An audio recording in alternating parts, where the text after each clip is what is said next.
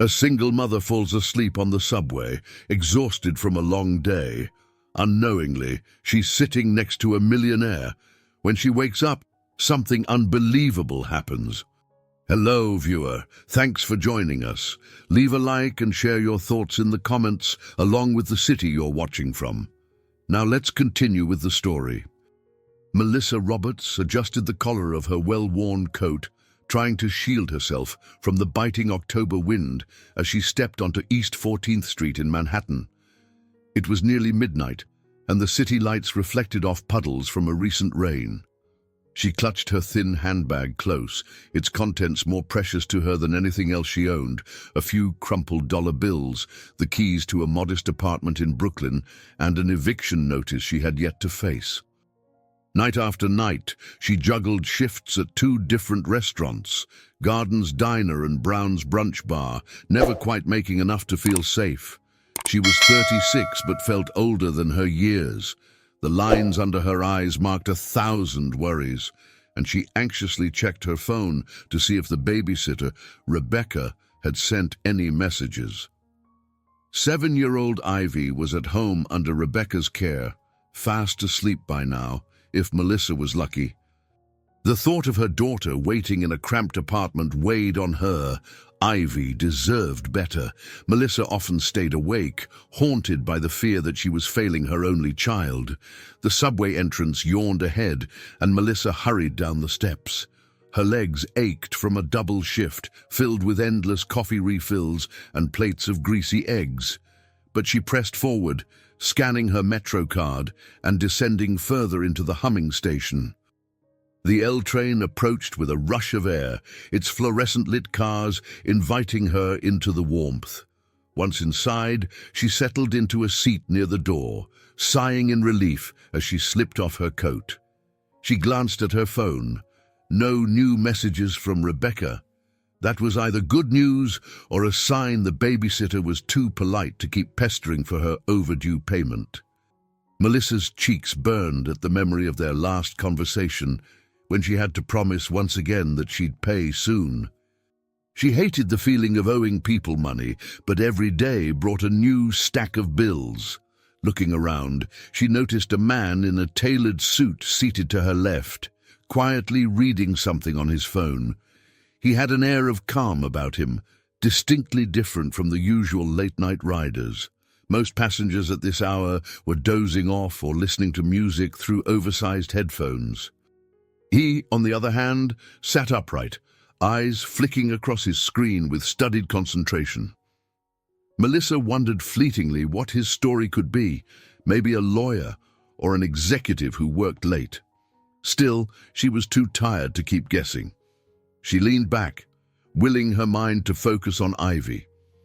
The child's bright smile was the one beacon of hope in her life. Melissa recalled how her daughter would wait by their tiny window, excited just to see her mother come home.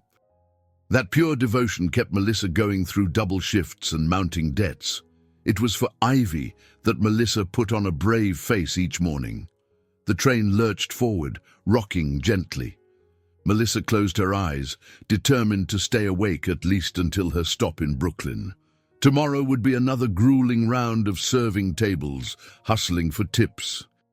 She tried to imagine a life where she worked one stable job that paid enough, where she could tuck Ivy in without rushing back out the door. Maybe, one day, she'd find a position in some office, handling logistics or working in administration. Something with more predictable hours, less strain on her back. She wasn't sure how to get there, but the dream lingered at the edge of her thoughts. Her phone buzzed. She jolted and saw a text from Rebecca. "Everything's okay. Ivy is asleep." Melissa exhaled, relieved. She replied with a quick thank you and a promise that she'd be home soon.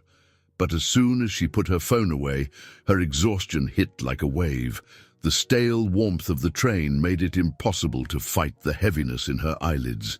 Without warning, her head dipped to the side. She tried to straighten, but each attempt was weaker than the last.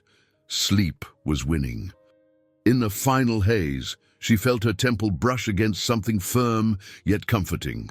It took a moment for her fatigued brain to register that her head had come to rest on the stranger's shoulder. Her eyes shot open in alarm, only to close again in surrender. She expected him to shift away or nudge her, but he didn't move. In her half-dreaming state, she sensed him looking down. If she were more alert, she might have felt humiliated, but right then, she was too drained to care. The gentle motion of the train lulled her deeper, and she allowed herself a moment of vulnerability she rarely indulged in. All the while, the stranger glanced at the papers peeking from Melissa's handbag, noticing the word eviction in bold letters. His gaze softened. As the neon lights of passing stations flickered across his face, he seemed to make a silent decision. In that small, rattling subway car, something shifted, though Melissa was far too exhausted to realize it.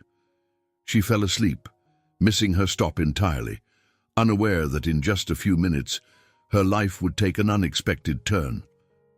Melissa jerked awake at the jolt of the train doors sliding open. Her eyes darted around in confusion. The signs on the platform told her she was 2 stations past her usual stop. A cold dread settled in her stomach as she realized the late hour and how Rebecca might be worried or ready to leave. Ivy would be home alone if she didn't hurry. She tried to get up, but a mild dizziness forced her to sit back. She became acutely aware that her head was no longer resting on the man's shoulder. Instead, he sat calmly, watching her with a hint of concern in his green eyes. His immaculate suit was charcoal gray, matched with a tie in a subdued shade of blue.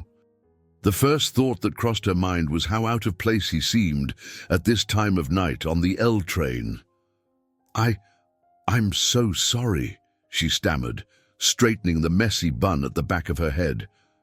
Her cheeks burned with embarrassment. I must have dozed off. I didn't mean to lean on you like that. It's all right, he replied quietly. His voice had a soothing, even quality that made her heart pound faster than it should. I noticed you seemed exhausted. I didn't want to disturb you. She tried to smile, but all that came out was a grimace of regret. Thank you. I appreciate that. This is really embarrassing. He shook his head gently, as if to dismiss her discomfort. Happens to the best of us. Melissa started gathering her things and realized with horror that the eviction notice had slipped halfway out of her handbag. She snatched it quickly, but not before she saw his gaze flicker over the printed words. Her chest tightened. The last thing she wanted was for a total stranger to see her personal struggles. Avoiding his eyes, she stood. I need to go, she muttered, clutching her belongings. Her knees felt unsteady, whether from the abrupt movement or the sting of embarrassment. Possibly both. The train was nearly empty, only a few passengers left in the far corners of the car. She moved toward the door, but the man rose as well, stepping out onto the platform after her. Melissa caught sight of the station name on the tiled wall. It was definitely not her usual stop, and it was nearly the last on the line. She felt a momentary flare of panic. Oh no, I've gone too far. I can't believe I slept right through my station. He checked his watch. There's a train heading back in about 10 minutes. I can wait with you if that's all right. There was no pushiness in his tone, just a genuine offer of kindness. Melissa bit her lip. She wasn't used to relying on strangers, especially well-dressed ones who seemed like they might belong to a world she had no part in. But something about his demeanor was disarming, as though he understood she was under a lot of stress. Feeling a bit foolish, she nodded. Thank you. I'm just worried. My daughter's at home, and I was supposed to be back half an hour ago. He raised his brows slightly. Daughter, you must have your hands full. A dry laugh escaped her.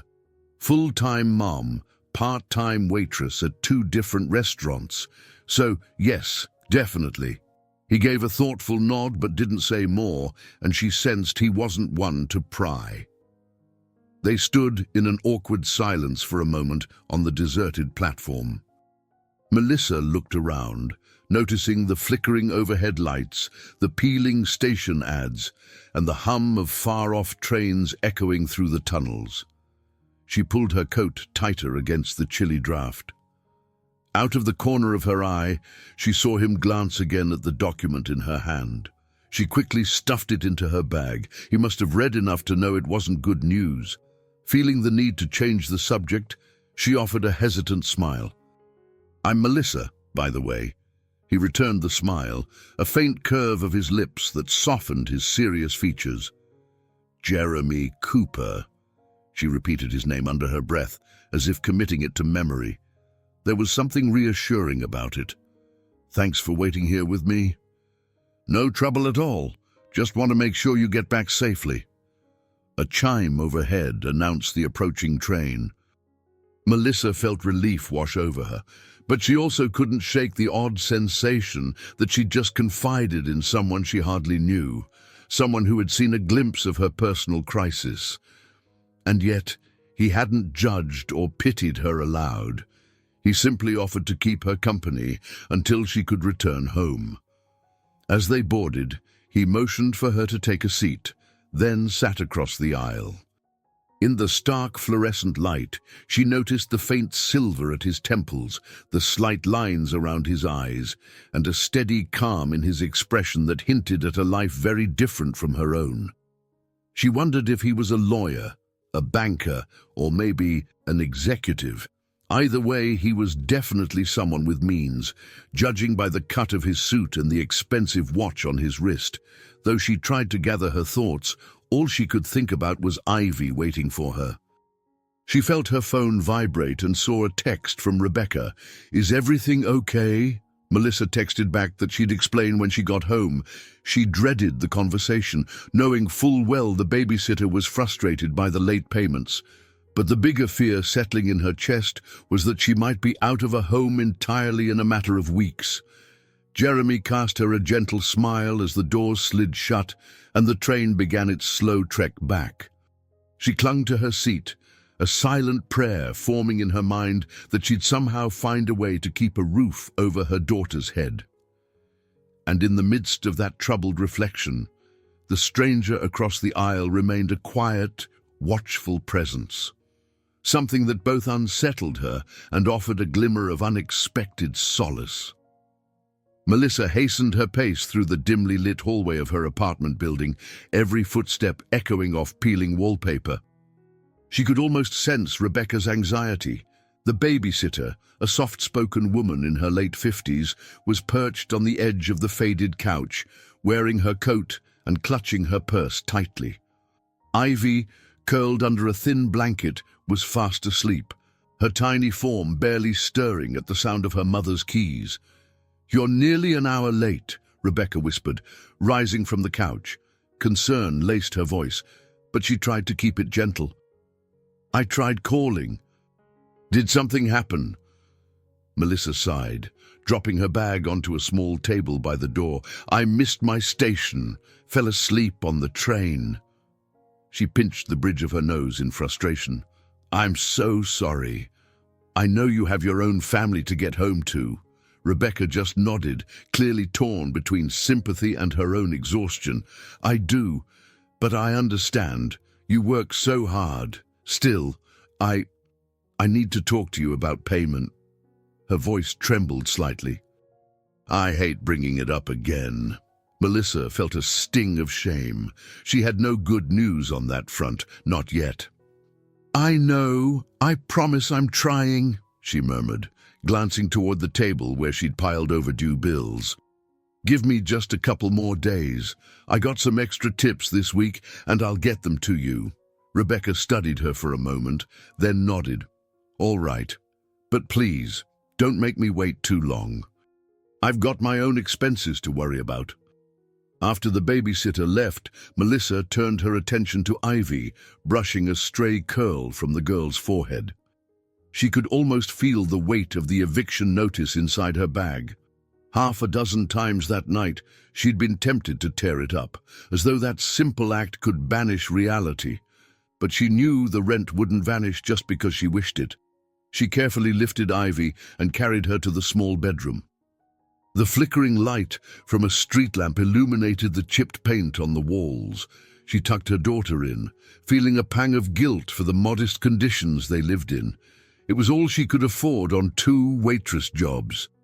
Even so, her savings were never enough to weather any unexpected blows, like the property owner suddenly deciding to raise the rent. In the silence, Melissa's thoughts turned to the stranger on the train, Jeremy Cooper. She remembered his green eyes, his reassuring tone. A puzzle started to form in her mind. Why was he on that train at such a late hour? Was he just another worker like her, or was there more to his story? She scolded herself for being curious. He was just a stranger who had shown her a small kindness, and she had no time for daydreams about interesting men, not with eviction looming over her head. She changed into an oversized t-shirt, then stared at her reflection in the bathroom mirror. Dark circles underscored her brown eyes. Her hair was limp from the long day, strands pulling loose from the bun. She barely recognized herself. It wasn't that she had become pessimistic. She'd always tried to keep a spark of optimism for Ivy's sake, but the relentless tide of bills, late hours, and absent child support wore her down. As she washed her face, memories of past rejections and letdowns bubbled up. She recalled how her ex-boyfriend left when Ivy was just a toddler, running off with dreams of living freely without the burden of fatherhood. She'd adjusted, swallowing the disappointment and forging a path alone. Over the years, she'd learned not to trust easily, not to show weakness. It felt safer that way, even if it meant shouldering every burden on her own. Exhaustion pressed in on her once more, but she couldn't sleep. Instead, she rummaged in her bag, fishing out the eviction notice. The bold letters danced under the pale yellow light of the living room lamp. She skimmed the lines, her heart lurching at the official tone. She had 30 days to leave if she couldn't pay the overdue rent in full. At the bottom of the letter was her landlord's signature, a cold reminder that time was running out. She slumped onto the couch, hugging a throw pillow. A pang of hopelessness made her throat tighten. She whispered to herself, "Maybe I'll find another job, maybe another place." But Manhattan's housing costs were skyrocketing, and the rundown corners of Brooklyn she could afford were no better than her current situation. Anxiety gnawed at her, but she forced her eyes shut, trying to summon any scrap of energy she had left. She needed a way out of this spiral, maybe a new opportunity, a stroke of luck. The memory of Jeremy's sympathetic gaze flickered in her mind. It was unsettling how just recalling his kindness offered a slight comfort. She brushed it off as fatigue-induced illusion. Kindness didn't pay rent. She sank deeper into the couch, attempting to quiet the tempest inside her head. In the darkness, the city's muffled sounds drifted through the thin walls. Sirens wailed in the distance, and car tires splashed through puddles on the street. For now, all she could do was hope for a better tomorrow, though in her heart she could scarcely imagine how that could come to pass. Morning brought a dull grey light through the windows, revealing a kitchen sink piled high with dishes.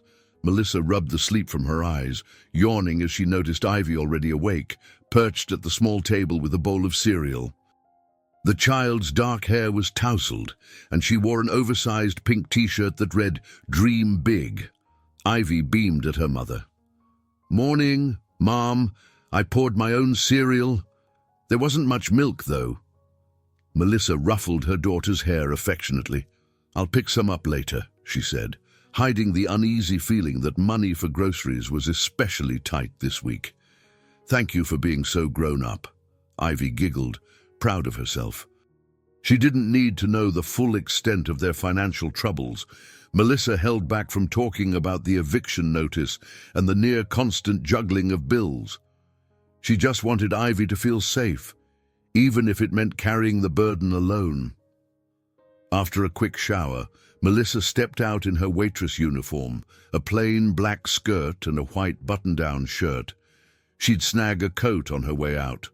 Autumn mornings in New York could be brisk. She fed Ivy, arranged for Rebecca to pick her up from school later, and headed to the restaurant for her first shift. At Garden's Diner, the clamor of pots and pans and the smell of sizzling bacon enveloped her. She tied on a stained apron and greeted her co-worker, Alicia, who was cleaning a nearby booth.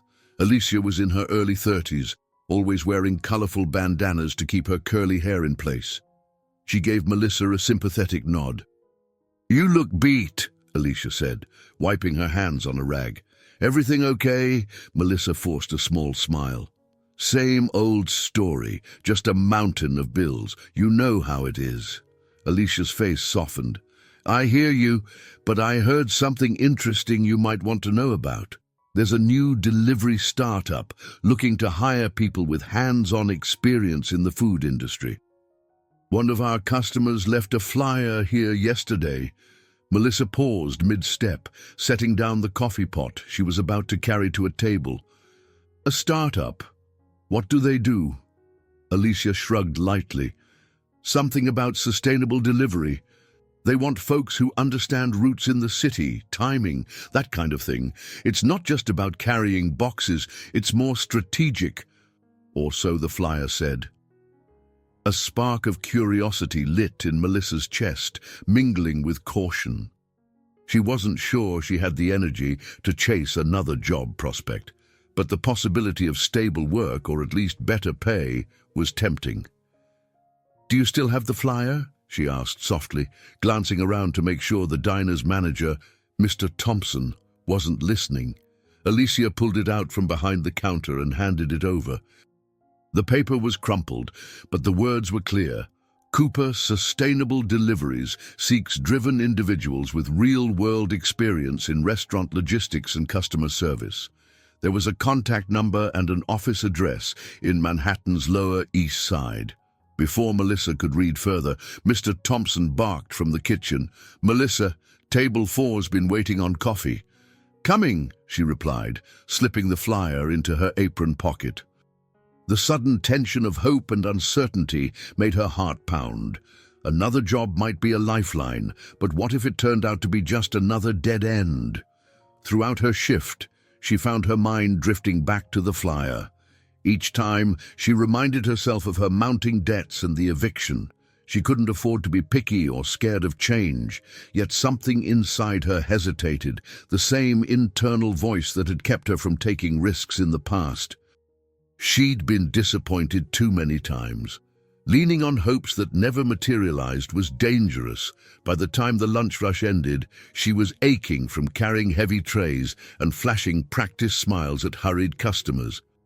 Mr. Thompson cornered her by the cash register. He was a portly man who prided himself on running a tight ship, but he didn't seem completely heartless. "Melissa," he said, clearing his throat, "just a heads up. We might need to cut some hours next month. Business has been slow, and you know how it goes." She felt her stomach drop. "Right. Sure, I understand," she managed, even though inside she was panicking. Less work here meant fewer tips, which was the last thing she needed. As he walked away, she clutched the flyer in her pocket. Maybe it wasn't just a whim to look into this new venture. Maybe it was the only path that could save her and Ivy from a downward spiral. Taking a chance on something unknown felt reckless, but staying in this precarious position felt equally terrifying. The shift ended, and she trudged out onto the street, the afternoon sun offering little warmth. She checked her phone and saw another text from the landlord's office. "We need a payment plan or the eviction stands." Her pulse quickened. She thought of the flyer again. A new job, a new path, possibly a way out. She folded the paper carefully, slipping it into her handbag. If she didn't do something soon, she could lose everything. A tiny ember of hope flickered within her, but it was drowned in fear of taking yet another gamble. Even so, she realized she might not have a choice. The rumble of the subway filled Melissa's ears as she headed home after her shift. She clutched the flyer from the diner, reading it over again and again. Cooper, Sustainable Deliveries. She wondered if the Cooper in question was any relation to Jeremy, the stranger from the train. It was a fleeting thought, but she dismissed it as pure coincidence. After all, Cooper was a common last name, and the city was vast. She closed her eyes, remembering how Jeremy had looked at her with genuine concern. That warmth in his gaze felt almost out of place, like a single ray of sunshine piercing through dark clouds. Yet she couldn't afford to be distracted by sentiment. Her reality was pressing down like a weight on her chest. She took a deep breath, resolving to call the number on the flyer. Maybe she could at least schedule an interview. But the fear crept in. What if they turned her down because she had no formal degree? All she had were years of hands-on experience. She tried to push the negativity aside. Once she arrived at her apartment, she was greeted by the usual chaos. A dripping kitchen sink, a living room cluttered with Ivy's coloring books, and Rebecca looking exhausted. The babysitter had tried her best to keep the place tidy, but it was an uphill battle. "I just put Ivy to bed," Rebecca said softly. "She stayed up longer than usual, asking when you'd be home." Melissa felt a pang of guilt. "Thank you, Rebecca." "I'm sorry for keeping you so late again." Rebecca set down the dish rag she'd been using to mop up the leak. "It's all right, but it's getting harder for me to stay this late. My husband's health isn't the best these days." Her words carried a gentle hint of urgency. Melissa nodded, swallowing the knot in her throat. She handed Rebecca half of her day's tips, promising more by the end of the week. Though it wasn't enough, Rebecca smiled politely and said goodnight. Alone in the quiet, Melissa sank onto the couch, fiddling with the flyer in her hands. She glanced at the eviction notice still resting on the coffee table. The two pieces of paper seemed to battle for her attention, one threatening her security, the other offering a slim chance at salvation. She pulled out her phone, took a steadying breath, and dialed the number. Her heart pounded with every ring. Finally, a warm female voice answered. "Cooper Sustainable Deliveries. This is Anna speaking. How may I help you?" Melissa's throat felt dry. "Hi, I'm calling about the job openings. I have experience in restaurant service and some delivery coordination. I'd really like to apply." Anna asked her a few basic questions, like her name, her work history, and her availability.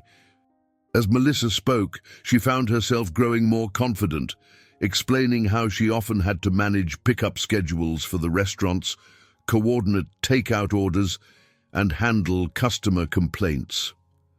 Anna seemed interested, and by the end of the call, she had scheduled Melissa for an initial interview. Melissa hung up, her pulse racing. She stared at her phone, half disbelieving she'd taken that step. Anxiety still simmered, but it was tempered by a small current of hope.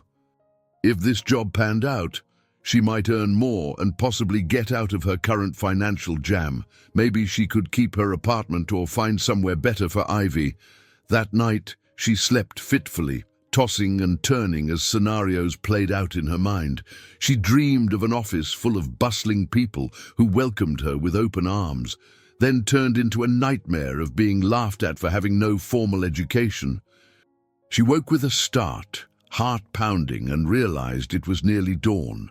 By sunrise, she found herself in the kitchen, sipping instant coffee and scouring her closet for anything resembling office attire. She settled on a simple blouse and a skirt that was slightly more formal than her waitress uniform. She even tried to tame her hair into a neat bun. As she studied her reflection, she told herself she could do this. She was a mother who had survived worse challenges. She had to believe in her own resilience. She whispered a goodbye to Ivy, who was still asleep, then rushed out. Today was the interview. Every cell in her body buzzed with both dread and determination. If she failed this chance, she wasn't sure what else she could do. On the train ride to the Lower East Side, she clutched her phone, double-checking the directions to the address Anna had given. She silently reminded herself to speak clearly, be honest about her experience, and show her willingness to learn. A wave of nervous energy swept through her. This might be the single most important moment in her recent life. Stepping onto the busy Manhattan street, she drew a deep breath, trying to steady her pounding heart. Buildings rose around her like silent witnesses to her struggle. She spotted the address on a sleek glass door. Without letting herself hesitate further, she pulled it open and walked inside, bracing for whatever awaited her. A chill October wind rushed through the lobby as Melissa stepped inside Cooper Sustainable Deliveries for her scheduled interview. She clutched a simple leather folder containing her resume, a short list of restaurant shifts, to-go order coordination, and minimal office tasks. Under the bright, energy-efficient lights, she inhaled sharply, reminding herself that she belonged here as much as anyone else. A tall reception desk sat to the side, tended by a cheerful woman in her 40s. "Good morning," the receptionist greeted. "Name, please." "I'm Melissa Roberts. I have an appointment with Anna Rodriguez." Her voice felt steady, though her palms were damp. The receptionist smiled. "Yes, Ms. Roberts. She'll be right out."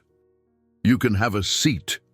She gestured toward a waiting area, furnished with sleek, modern chairs and leafy potted plants that lent a natural warmth to the space. Melissa nodded in thanks and sank onto one of the chairs. Despite her attempt at composure, her heart raced. The open layout of the office was visible beyond the glass-walled conference rooms. People in casual business attire bustled around, some carrying laptops, others chatting in clusters. It was a world away from the diner's clanking silverware and the sour smell of coffee grounds. Moments later, a poised woman in her early 50s approached. She had short, graying hair styled in a neat bob and wore a tasteful navy blue blazer over a floral blouse. "Melissa?" she asked with a welcoming smile. Melissa stood quickly. "Yes, it's nice to meet you," she managed. "I'm Anna Rodriguez, the HR director here." "We spoke on the phone." She extended her hand in a firm but friendly gesture. "Come on back. We'll chat in my office." Melissa followed her through a hallway dotted with inspirational posters, photos of cyclists delivering packages, quotes about environmental stewardship, and local outreach events. It seemed that the company took its sustainable mission seriously, something that intrigued Melissa even more. She had never considered herself an eco-warrior, but she admired any business that tried to do genuine good. Inside Anna's office, large windows let in natural light, casting soft rays across neatly stacked papers on a wooden desk. Several pictures of Anna with friends and family adorned the shelves.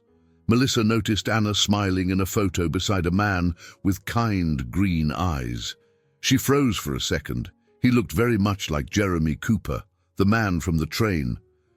But Anna ushered her to a chair, and she didn't have time to dwell on it. "So, Melissa," Anna began, settling across from her, "I'd love to hear about your work background, what brings you here, and how you see yourself fitting into Cooper Sustainable Deliveries." Melissa took a breath, clasping her hands to stop them from shaking. She explained her years in food service, how she'd often been responsible for coordinating takeout orders at 2 busy restaurants.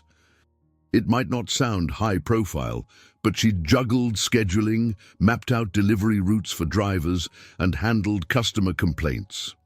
She emphasized how this real-world experience gave her a unique understanding of the challenges of delivery logistics. Anna nodded attentively. "That's valuable, you know," she said. "Sometimes it's the practical know-how that makes all the difference. We're not just about fancy apps and data. We need people who understand what's happening on the ground." Encouraged, Melissa continued, speaking about her passion for problem-solving.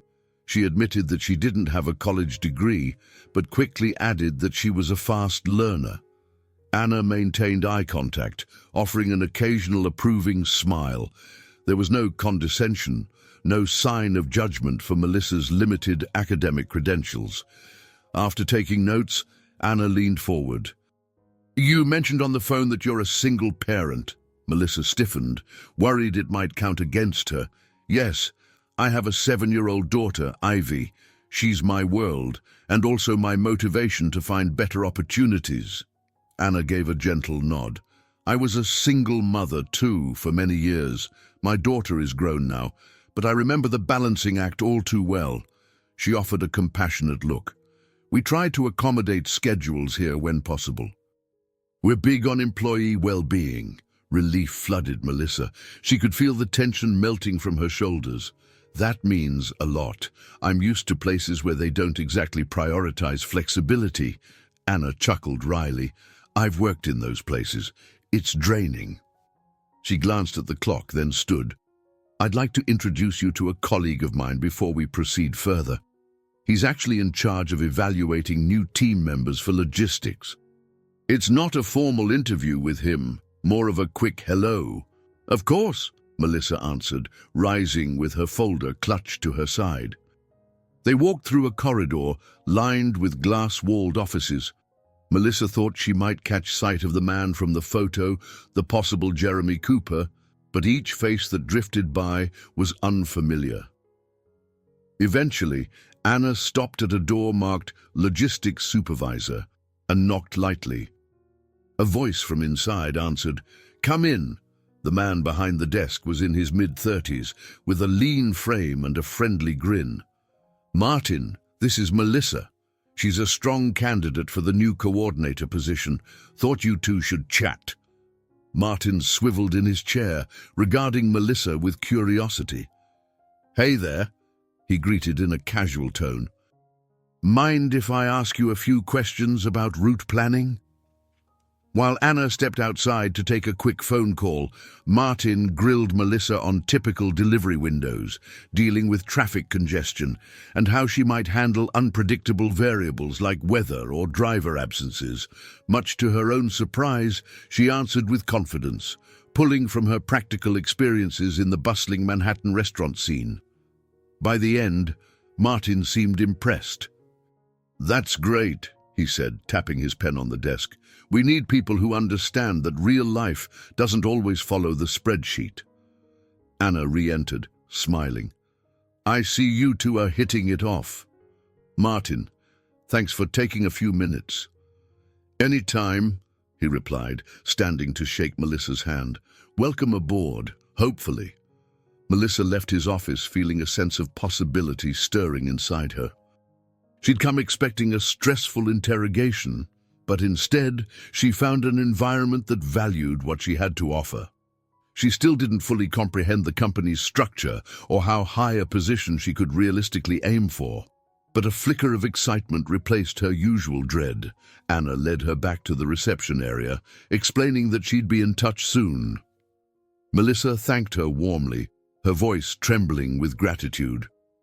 As she headed for the exit, she spotted the photo on a nearby wall, Anna with the same green-eyed man, both in graduation gowns.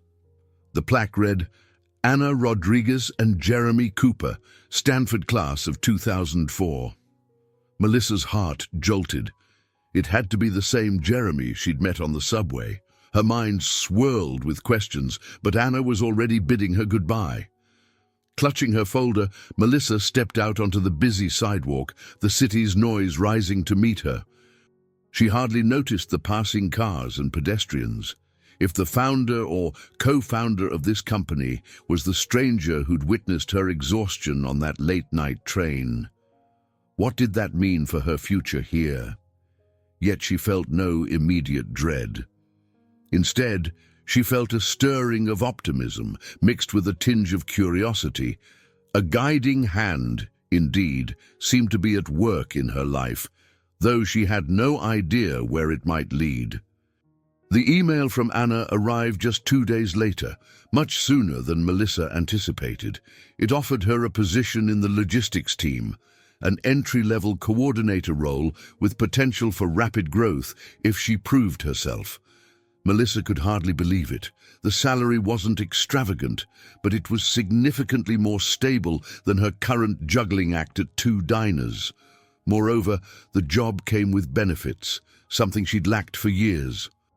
She read the email again and again, still in her cramped living room, hands trembling. A wave of relief washed over her, followed by a twinge of fear. Accepting this job meant she couldn't keep both diner shifts, and letting go of even one felt risky. But deep down, she knew she'd reached a breaking point. If she wanted a real future for Ivy, she needed to step away from the dead-end pattern that was draining her spirit. The next morning, she headed to Garden's diner, heart pounding. She found Mr. Thompson hunched over a stack of invoices, wearing his usual scowl. Clearing her throat, Melissa approached him. "Sir, do you have a moment?" He glanced up, eyes dull with early morning fatigue. "Make it quick." "I've been offered a new job," she began, voice trembling. "I'll be leaving my position here at the end of the week." Mr. Thompson dropped his pen and stared. "Really? You're one of my best waitresses, Melissa." She swallowed hard, bracing for a backlash.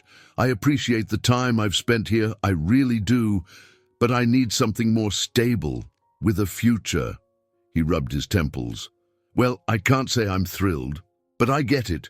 Times are tough, and we can't afford to keep giving out hours like we used to." There was a bitterness in his tone, though a flicker of regret crossed his features. "Do what you got to do. I'll settle your last paycheck Friday." It was less dramatic than she'd feared. Nonetheless, she walked away feeling both a sense of victory and a pang of sadness. She'd spent years at the diner, forging a routine she'd grown accustomed to. Breaking away meant facing new anxieties, a different schedule, new responsibilities, and unfamiliar co-workers. But she held on to the memory of Anna's welcoming smile and Martin's easygoing nature.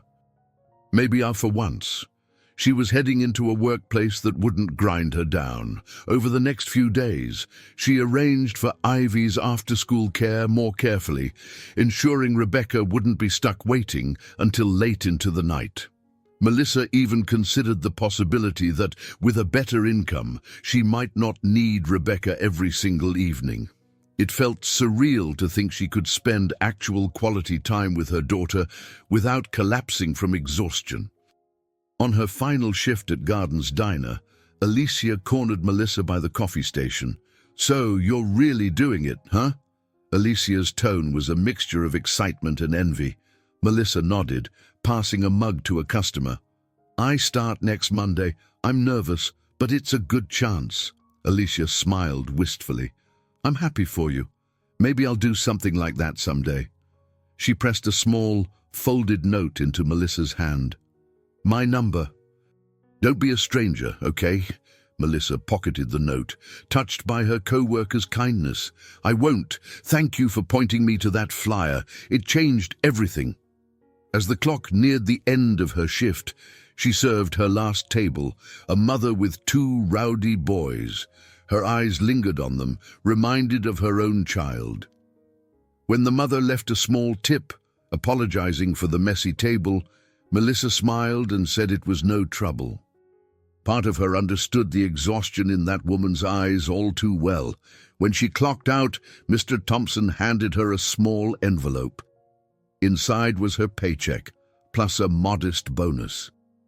"Just a thank you for the years you put in," he muttered, avoiding her gaze. Tears pricked at her eyes. She'd never expected extra money from him, but she recognized it as his quiet way of wishing her well. With a heartfelt nod, she exited the diner, stepping out onto the street one last time as an employee there. The weight of relief was almost dizzying. She took a moment to breathe in the crisp autumn air, the sunshine catching dust motes in front of her. Change was always terrifying, yet she could already sense a glimmer of hope. She had no idea how a corporate job would challenge her, but she needed this leap of faith.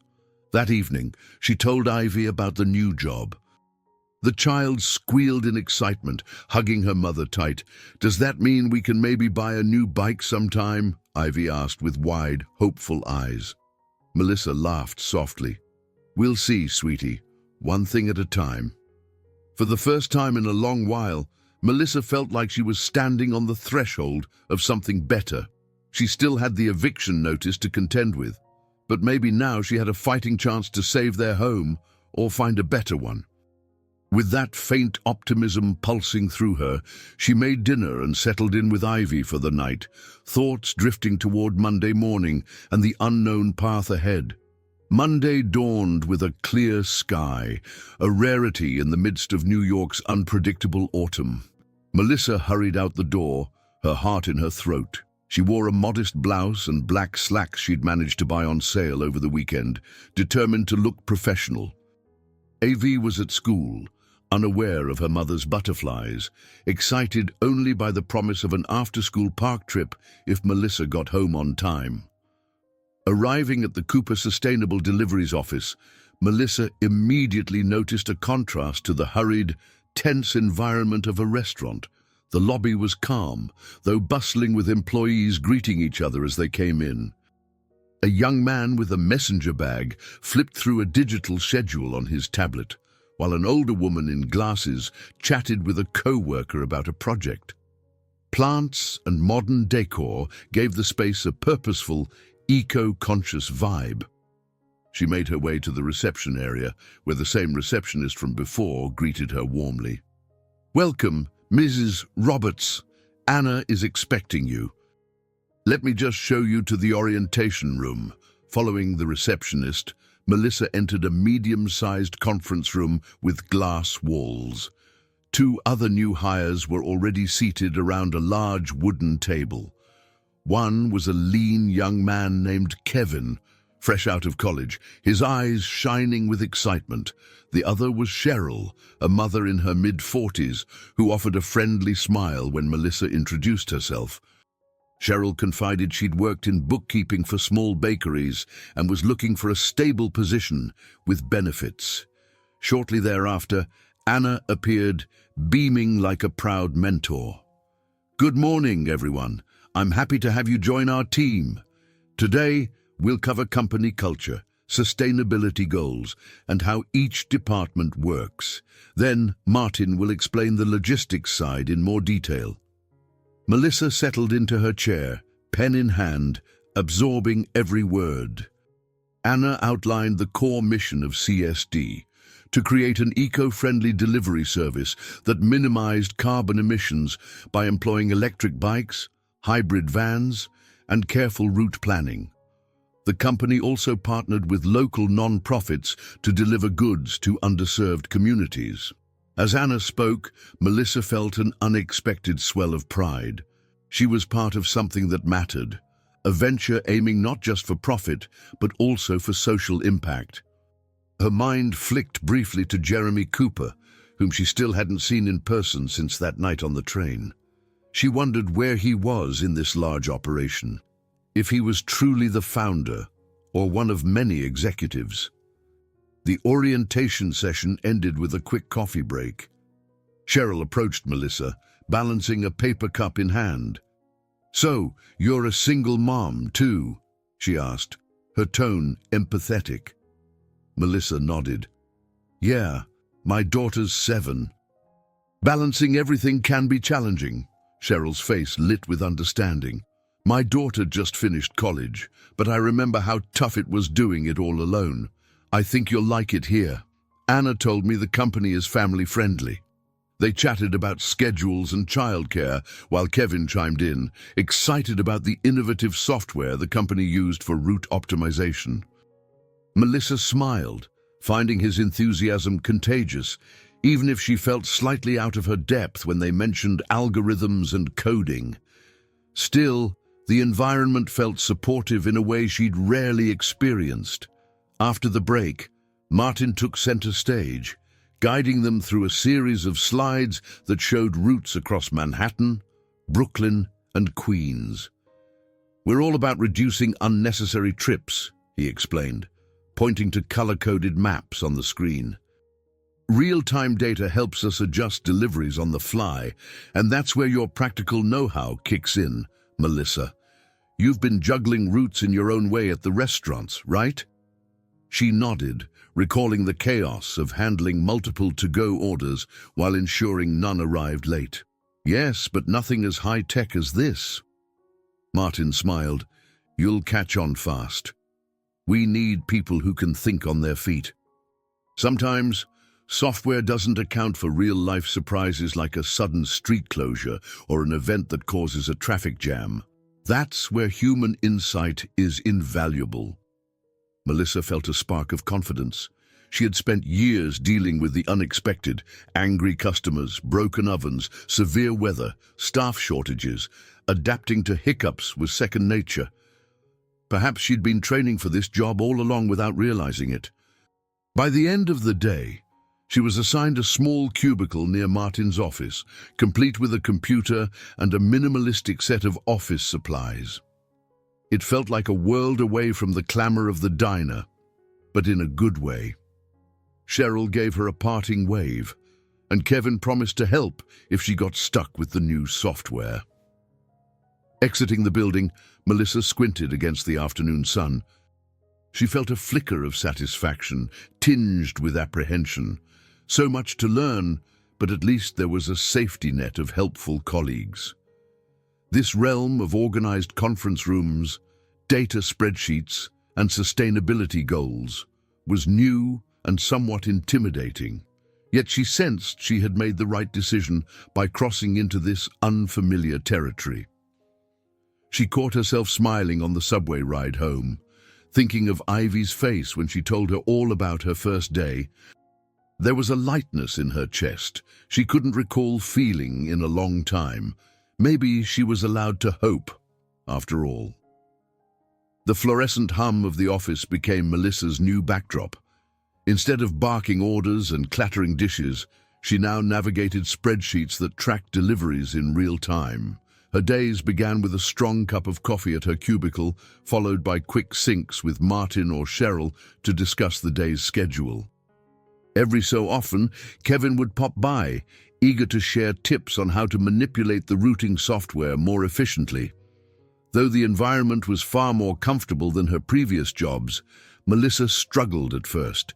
Entering and analyzing data felt foreign. Learning to interpret color-coded traffic heat maps took trial and error. She spent her lunch breaks watching tutorial videos, scribbling notes on a small notepad. Yet she remained determined, fueled by the knowledge that this was her chance to create a stable future for Ivy. Anna, true to her word, acted like a mentor. She'd invite Melissa for brief chats in her office, checking on her well-being and addressing any concerns about the transition. On one such occasion, Anna leaned back in her chair and asked, "How are you finding the change?" "It must be a big shift from waitressing." Melissa hesitated, trying to put her feelings into words. "It's challenging, but in a good way. I just don't want to fall behind. Everyone else seems so tech-savvy." Anna smiled gently. "Give it time. We hired you for your real-world problem-solving that can't always be taught." Encouraged, Melissa carried on, each day becoming a bit less daunting. After her shift, she'd rush home to help Ivy with homework and maybe enjoy a quiet dinner together. She was still on a tight budget, but the steady paycheck gave her a glimmer of security. She even managed to pay down a portion of her overdue rent, hoping to delay the eviction. One Friday afternoon, as the week wound to a close, she noticed a minor crisis brewing among the delivery drivers. A few drivers had called in sick, creating a backlog of packages for a group of local shops that partnered with CSD. While Martin fretted over how to reassign the routes, Melissa approached him with a suggestion.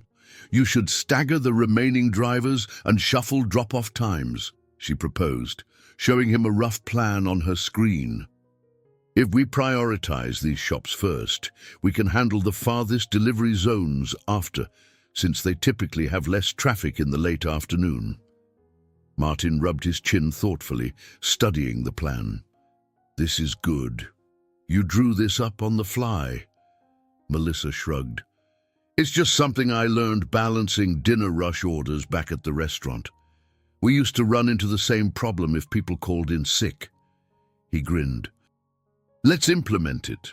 Within an hour, the plan was in motion, and the drivers reported fewer delays than expected. Martin clapped her on the shoulder. Nice work, Melissa. The praise felt oddly exhilarating. At her diner jobs, compliments had been scarce. Now, seeing a direct impact of her suggestions on the company's performance gave her a sense of genuine achievement. Word traveled fast among her colleagues, and soon Cheryl teased her about being the root saver of the day. By the end of that evening, Melissa was tidying her cubicle when Anna passed by with a look of pride. Keep it up, Anna said softly, tapping her folder against Melissa's desk. You're doing great. Melissa thanked her, then turned off her computer. It struck her that she still hadn't seen Jeremy Cooper around. Part of her wondered if he worked remotely or perhaps traveled for business. She occasionally glimpsed his photo on brochures or the company's website, him in a crisp suit, smiling at a press event. But she couldn't shake the memory of him in the subway that night, sitting quietly beside her while she slept. It felt surreal to think that her new boss might be that same unassuming man. On the train ride home, she replayed the day's small victories, a slow smile building. The old anxiety of never having enough money still gnawed at her, and she wasn't out of the woods with the eviction. But each paycheck brought her a step closer to relief. Maybe soon she could negotiate a better payment plan or, if needed, find a new place that cost less. For once, she felt like she had options. Stepping off at her stop, she recalled her promise to Ivy, a weekend spent watching a movie together and maybe baking cookies if time allowed. She felt a surge of warmth, realizing she could actually enjoy little moments with her daughter now. She whispered a silent prayer of thanks for this new foothold in life, determined to hold on no matter what hurdles still lay ahead. The following week brought a mix of calm routine and occasional surprises. Melissa found herself forging new friendships with fellow employees, each revealing their own story. Candice, a lively marketing specialist in her late 20s, visited Melissa's cubicle regularly, chatting about digital campaigns aimed at attracting eco-conscious customers. She offered pointers on presenting ideas in a more polished way, explaining that visuals and bullet points could help even the simplest proposal shine. Then there was Cheryl, who had a teenage son and instantly bonded with Melissa over the challenges of single parenting. Sometimes they'd linger by the coffee machine, trading tips on how to handle moody children or stretch a grocery budget. Cheryl had a gentle resilience that reminded Melissa of her own mother, someone who managed to keep going despite difficult circumstances. They weren't just co-workers. They felt like allies, each trying to balance personal pressures while contributing to something meaningful at CSD. It was a far cry from the cutthroat work environments Melissa had heard about. She realized how vital it was to find people who genuinely wanted each other to succeed. One breezy afternoon, just as Melissa was about to leave for her lunch break, Anna appeared with a polite knock on the cubicle wall. "Mind if I steal you for a few minutes?" she asked, a twinkle in her eye. Melissa pushed aside her notes on route schedules. "Sure," she replied, curious. Anna guided her to a small conference room where two other staff members were gathered, a young woman named Priya from the Community Outreach Department, and a middle-aged man in a tailored suit. Melissa's pulse quickened as she recognized him from the company website. It was Marcus Barnes, the CFO. He had a serious air about him, grey hair slicked back, and an assessing glance that made her slightly uneasy. "Marcus and Priya are working on a proposal to expand our services to a few large corporate clients," Anna explained. "They want to see if we can handle a higher volume, specifically for bulk deliveries in Manhattan." Priya offered a friendly wave. I've heard about your route optimization skills, Melissa. We're exploring ways to scale up in an efficient manner without sacrificing our sustainability mission. Anna suggested you might have some insights. Melissa gave a cautious nod, trying to ignore the butterflies in her stomach. Speaking in front of the CFO was intimidating enough, let alone contributing meaningful ideas. Well, from what I've seen so far, we have a good system, but it needs more drivers or improved scheduling if we're going to handle large-scale orders. Right now, if we got a giant influx of deliveries, we could end up stretched too thin, especially during peak times. Marcus arched an eyebrow. Interesting. How do you propose we avoid bottlenecks? His tone was brisk, maybe even skeptical. Melissa inhaled slowly, recalling some notes she'd made when analyzing the busiest routes. We could consider hiring additional part-time drivers who specialize in the densest areas, Midtown and the financial district, during rush hours. That way, we keep our core sustainable approach with electric bikes and hybrid vans, but we're not forcing the same small team to cover an overwhelming territory all at once. Priya's eyes lit up. That could maintain our quick turnaround times while still minimizing carbon impact. Marcus tapped a pen on the table. Part-time drivers. We'd need to ensure training and reliability. We can't just bring in random temps. Melissa offered a slight shrug. True. But maybe we can partner with courier schools or local training programs, build a pool of qualified drivers who understand our mission. The key is to scale up responsibly. He studied her for a moment, lips pressed together. Then he turned to Anna. She's got a point. I'll need to see the costs and potential return, but it's worth exploring. The conversation continued for a few more minutes, with Priya jotting down notes. Melissa contributed ideas whenever they asked, though she kept her remarks concise. Throughout it all, Marcus remained impassive. She couldn't tell if he was impressed or merely tolerating her input. At the end of the meeting, Marcus stood, smoothing a hand over his tie. I'll be in touch, Anna. Keep me updated. Then, with a curt nod in Melissa's direction, he left the room. Priya exhaled, grinning. He's not always that stiff, I promise. She turned to Melissa. Great thoughts. I'll follow up with you soon.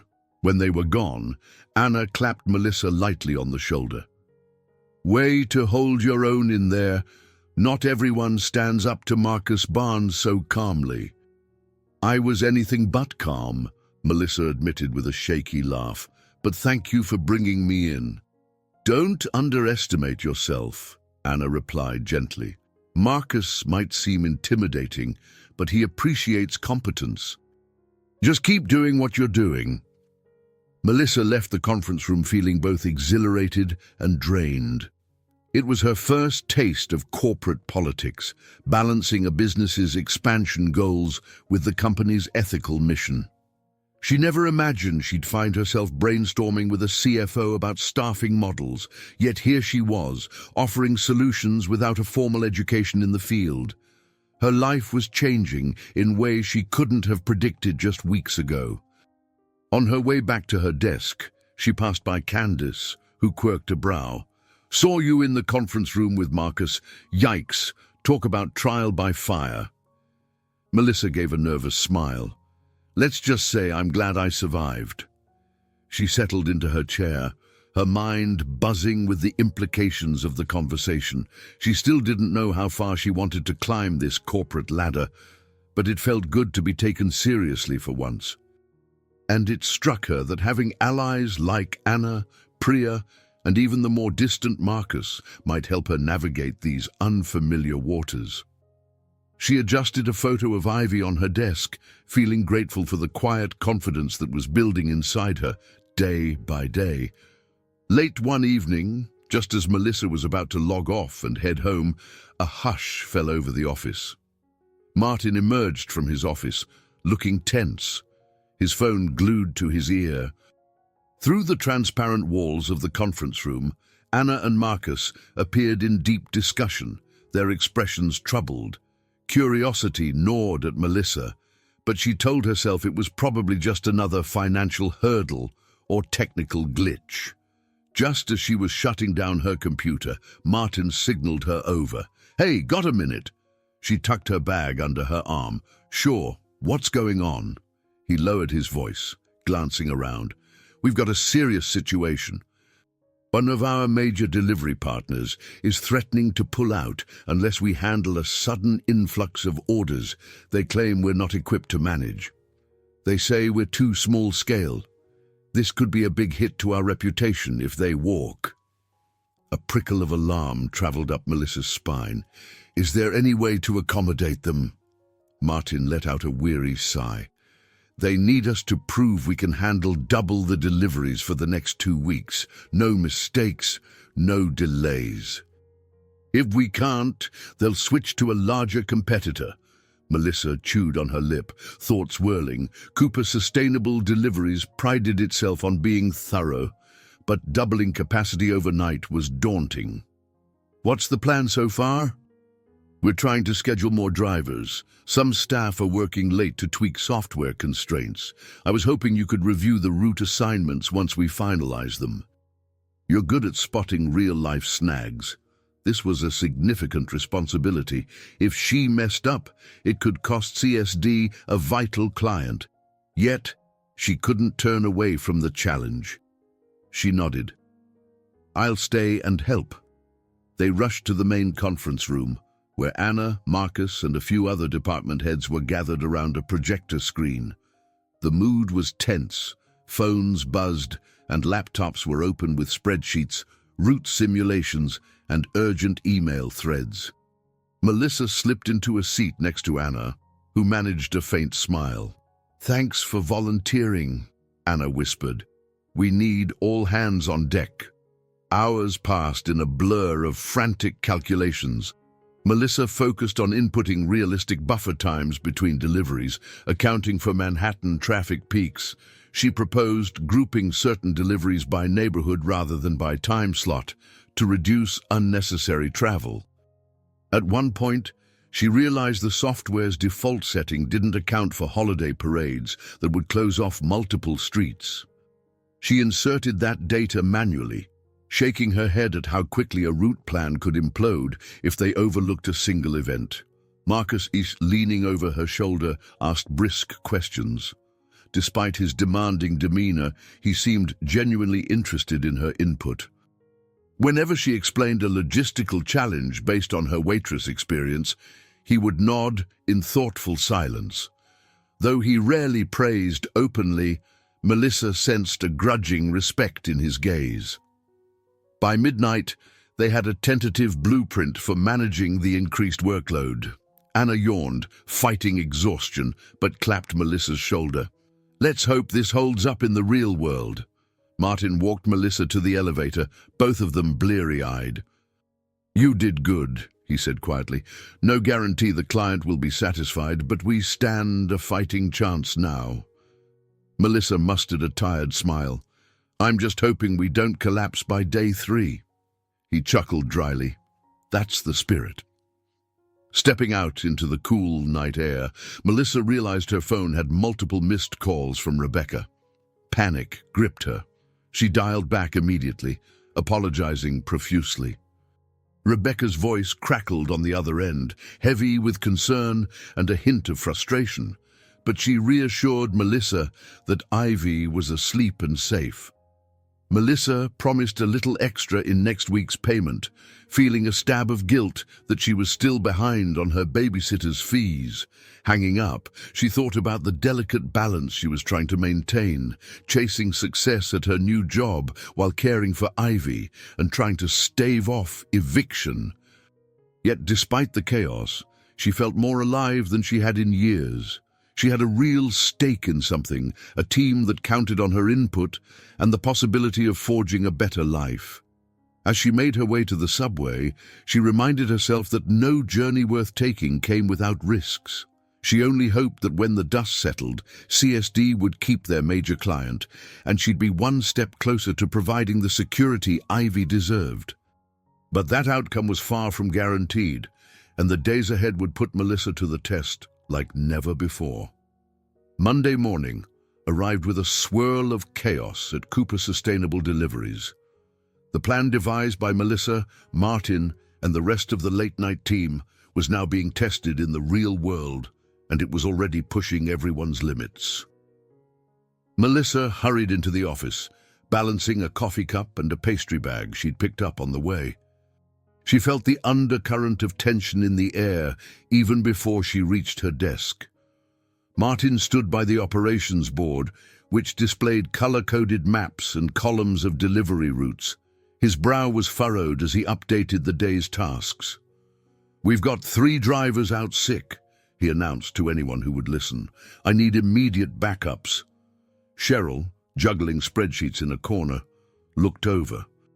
"I'm already trying to track down part-timers," she said, typing furiously on her keyboard. "But we might have to reroute some packages to the other borough hubs. This volume is insane." Melissa set her coffee aside and joined them, scanning the board. Her heart skipped a beat.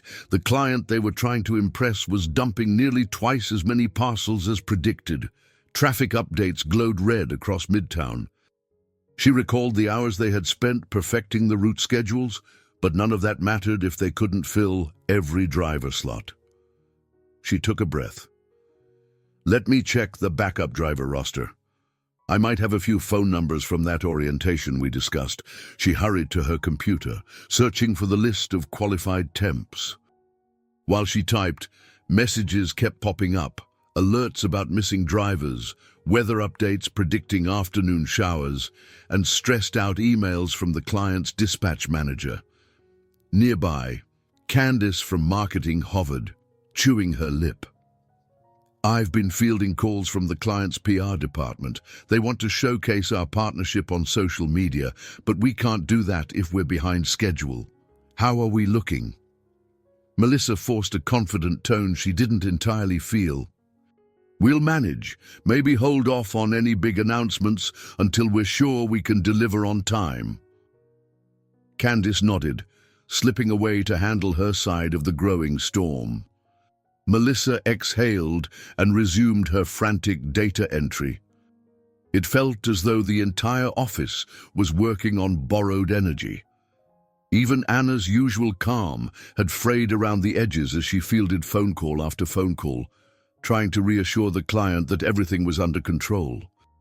By late morning, Martin managed to secure 2 backup drivers, though neither had extensive experience with electric bikes. "We'll take what we can get," he muttered, massaging his temples. "Melissa, can you train them on the fly? Show them how we optimize routes here?" She nodded, though her pulse pounded in her ears. Teaching new hires in the middle of a crisis wasn't ideal. She spent the next hour walking the drivers through the basics of the routing system, how to scan packages, and what to do if a street was unexpectedly blocked. Despite their wide eyes and nervous questions, she kept her voice steady. Encouragement and clarity were all she could offer. Noon came and went. The backlog was shrinking, but so was everyone's patience.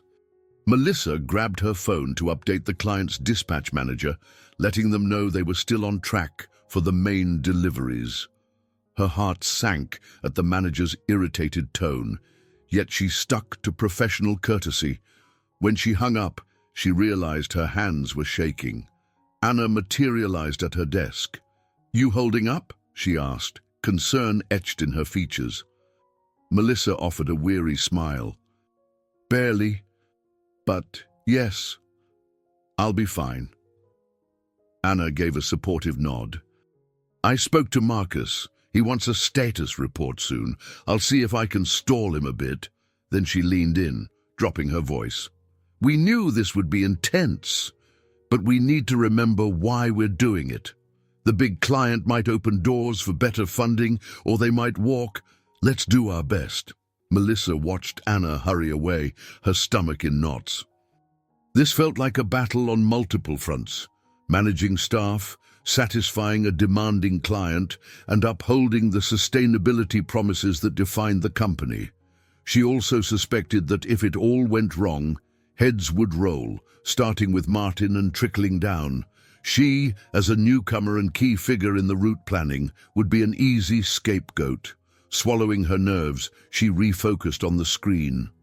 Another wave of deliveries was set to deploy in an hour.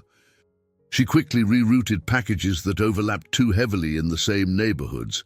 Her phone rang again. It was the babysitter, Rebecca. Wincing, Melissa answered, bracing for a scolding about working late. Rebecca's voice was quiet but firm. "Just letting you know, if you run past 6 again, I might not be able to stay. I've got my own commitments, Melissa." Melissa bit her lip, scanning the digital clock on her monitor. It was already well past lunchtime, and she saw no end in sight.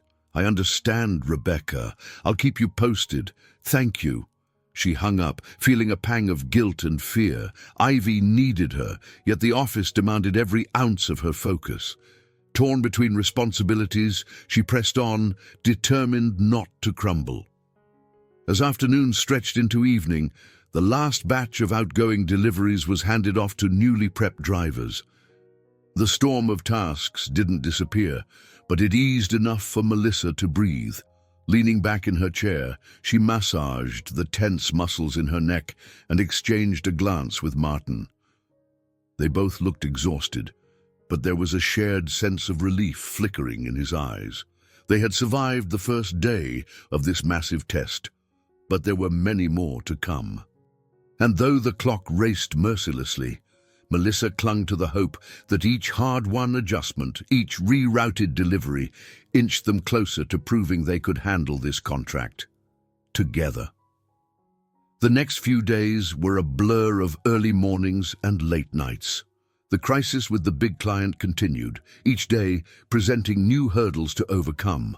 Delivery volumes refused to slow, testing every aspect of CSD's carefully laid plans. Despite the chaos, Melissa noticed subtle triumphs, drivers who grew more confident by the hour, or Martin's route optimization that shaved minutes off each stop. The whole team seemed galvanized by the challenge. One evening, after managing to leave the office at a semi-reasonable hour, Melissa trudged back to her Brooklyn apartment. Her mind spun with route charts and missed calls from Rebecca. The hallway lights flickered ominously, as they always did. She almost laughed at the contrast, high-tech solutions at work and barely functional lighting at home. Inside, she found Ivy, wide awake despite the late hour, flipping through a worn picture book. "Mommy!" her daughter squealed, leaping up and wrapping tiny arms around Melissa's legs. "I missed you," guilt churned in Melissa's stomach. "I missed you too, sweetheart." She scooped Ivy into a warm hug. "Why are you still awake?" Ivy made a face. "I tried sleeping, but I got scared. Sometimes I hear weird noises in the hallway." Melissa gently kissed her forehead. The building's paper-thin walls and occasional rowdy neighbors were no secret. "I'm sorry, baby. I'll tuck you in. And tomorrow, I promise we'll have some story time before bed if I can get home earlier." A voice from the living room startled her. Rebecca stood by the window, purse in hand. "I was about to call you again, Melissa." "It's nearly 10. She set Ivy down, urging her to brush her teeth. "I'm so sorry. We had another situation at work. I'll pay for the extra hours this weekend." Rebecca's expression softened slightly. "All right, just please try to keep me informed." With that, she left, and Melissa exhaled, relieved the conversation hadn't escalated into an argument. Later, once Ivy was asleep, Melissa sank onto the couch, glancing at the stack of unopened mail on the coffee table. Her eyes landed on the eviction notice, still pinned under a few grocery flyers. She knew time was running out. The partial payment she'd made had only bought a brief extension. If she couldn't settle the rent arrears, she'd face the real prospect of moving out, a daunting thought in a city as expensive as New York. A soft knock on the door pulled her from her worries. She hesitated. No one ever knocked at this hour unless it was urgent. Peering through the peephole, she saw her landlord, Mr. Phillips, a tall man in his 60s with a stern face. Her stomach flipped. Opening the door a crack, she forced a polite greeting. "Evening, Mr. Phillips.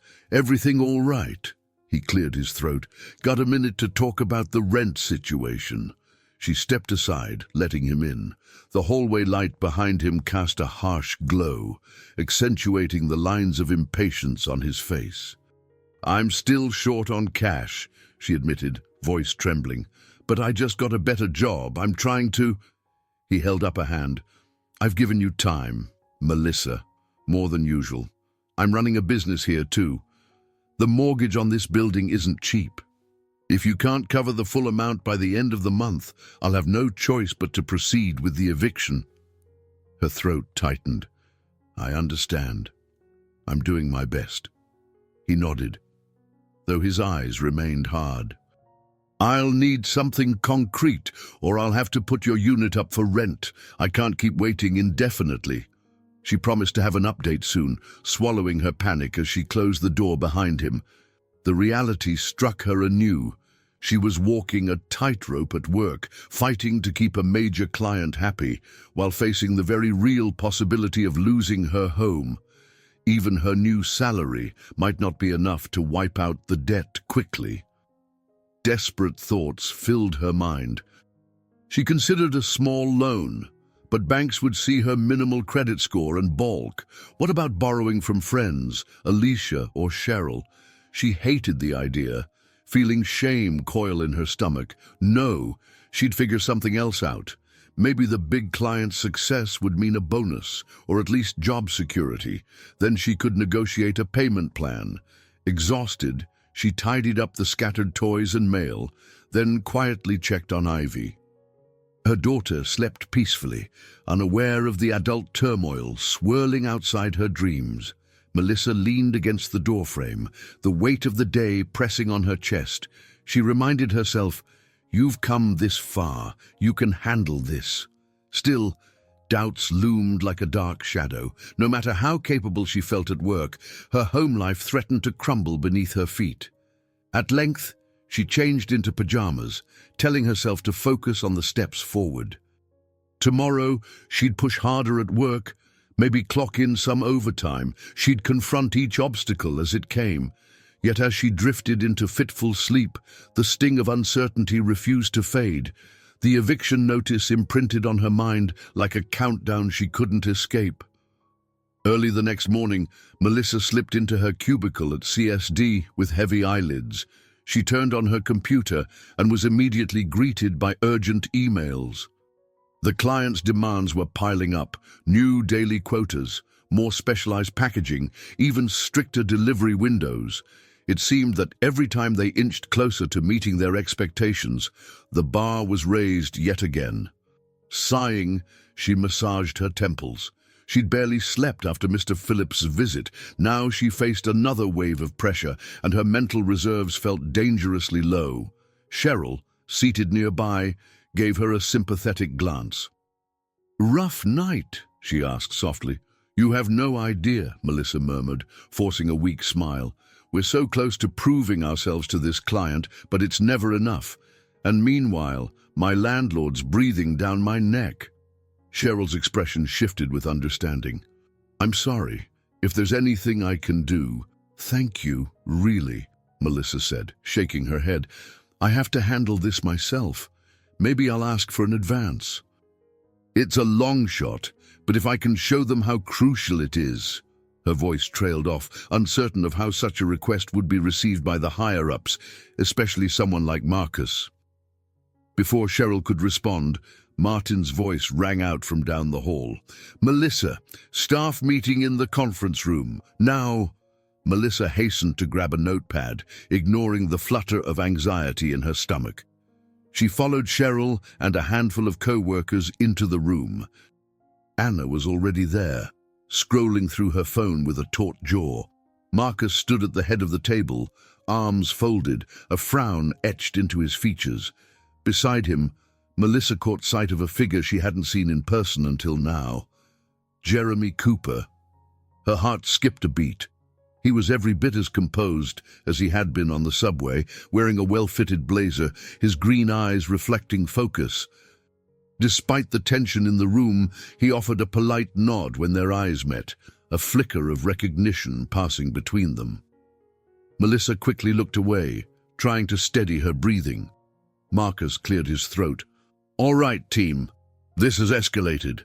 Our big client is demanding further proof that we can handle consistent volume without delays. They've hinted at pulling out unless we guarantee same-day delivery for certain batches." Murmurs of disbelief spread around the table.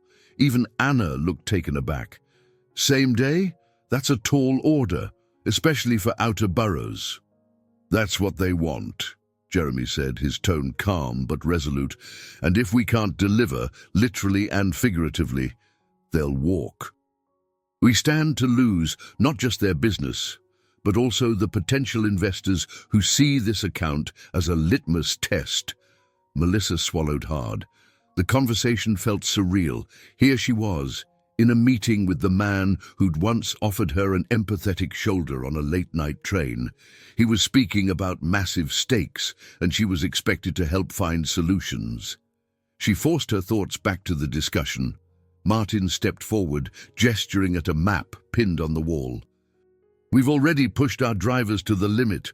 Overtime is skyrocketing. Recruitment is slow. I'm not sure how we can promise same-day coverage city-wide." Silence hung in the air. Melissa glanced at Jeremy, noticing a flicker of worry behind his composed facade. He exhaled slowly. "We need fresh ideas, something that aligns with our mission but meets this demand." Feeling a wave of boldness, Melissa spoke up. "What if we expanded the micro-hub concept? Place small distribution points in strategic neighborhoods. Drivers wouldn't have to return to a central depot between runs." Jeremy's gaze landed on her. "Micro-hubs? That's interesting." Marcus's expression remained cautious. "We'd need space, which costs money, and staff to run each hub." Melissa nodded. "Sure, but maybe we can partner with local businesses, cafes or community centers that close early. We offer them a rental fee or revenue share in exchange for using a backroom or storage area as a mini-hub during certain hours. It's cheaper than renting or buying new warehouses." A tense moment followed as everyone digested the idea. Jeremy tapped a pen against the conference table.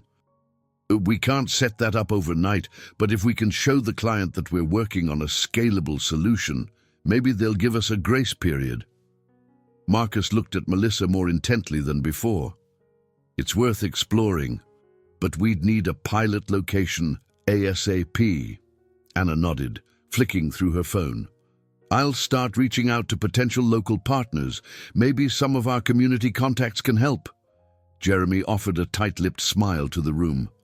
"All right, let's proceed. We'll reconvene in a day to see what's feasible." Meeting adjourned, he turned to Melissa, extending his hand. "I don't think we've been properly introduced. Jeremy Cooper." She felt a flush creep up her neck. "Melissa Roberts," she replied, shaking his hand. "Good to finally meet you in an official capacity." A knowing light danced in his eyes. "Likewise. Thanks for speaking up." As he moved on to speak with Marcus, Melissa quietly left the room, heart thumping. She had watched him slip back into business mode with remarkable ease, as though their subway encounter had been a separate lifetime. She remembered the gentleness in his voice that night, the empathy he'd shown. Yet here, in the office environment, he was the founder, the decision-maker, and she was just an employee. Stepping back into the hallway, she replayed every moment of the meeting, including the subtle shift in Jeremy's expression when he recognized her. Now she also had a bigger puzzle to solve: how to help CSD pull off a near miracle with these same-day deliveries, all while wrestling her own fears about eviction and finances. She was caught in a vice of professional and personal pressures, uncertain if she could keep it all from crushing her. Over the next 48 hours, the micro-hub concept took shape with astonishing speed. Anna tapped into her network of local non-profits, while Martin oversaw logistical details for storing packages securely. Candice organized a communication plan for customers. Marcus haggled with finance teams to free up a modest budget, enough to cover pilot costs. And Jeremy, when he was in the office, provided overall direction, occasionally stopping by to check on progress. Melissa found herself at the center of many discussions, mapping out which neighborhoods might benefit most from a temporary hub. She also coordinated closely with Cheryl, who tracked expenses, and Kevin, who provided technical adjustments to the routing software. The entire office buzzed with a sense of urgency, but also a flicker of optimism, as if they'd found a potential lifeline. Amid this whirlwind, Melissa managed to speak privately with Anna. They met in Anna's office, where large windows looked out on a drizzling afternoon. Feeling her pulse quicken, Melissa explained the trouble she faced with rent and the looming eviction. "I wouldn't normally ask," she said, her voice trembling. "But is there any company policy regarding salary advances? I just need to cover this last shortfall so I can stabilize my living situation." Anna's face softened. "I'm sorry you're dealing with that. Our policy typically doesn't allow large advances, but I'll talk to Marcus. We'll see if there's any flexibility. You're a valuable part of the team." Relief fluttered in Melissa's chest. "Thank you. I appreciate any help." Anna patted her hand reassuringly before stepping out to another meeting. A glimmer of hope emerged in Melissa's mind. Perhaps she'd soon break free from that suffocating sense of panic about losing her home. By the time Thursday evening arrived, they had identified 2 potential micro-hub locations, a community center near Midtown and a small organic market in Brooklyn. Anna secured verbal agreements, and Martin began dispatching drivers for test runs. Things were running surprisingly smoothly, so much so that Candice started drafting an email pitch to the big client, outlining how these hubs would guarantee faster, more efficient deliveries. Despite her exhaustion, Melissa found satisfaction in seeing her ideas materialize. She even took a moment to update Alicia, her old co-worker from the diner, via a quick text, letting her know that life was hectic but promising. Alicia replied with celebratory emojis, reminding Melissa she still had friends rooting for her success. However, the next morning dealt a harsh blow. Melissa arrived at her desk to find an email from Marcus, curtly stating that a salary advance was not permissible per company policy. Her stomach dropped. So that was that. No special considerations would be made. The email concluded by expressing hope that she would find a satisfactory resolution to her personal situation. Slumping in her chair, she squeezed her eyes shut for a moment.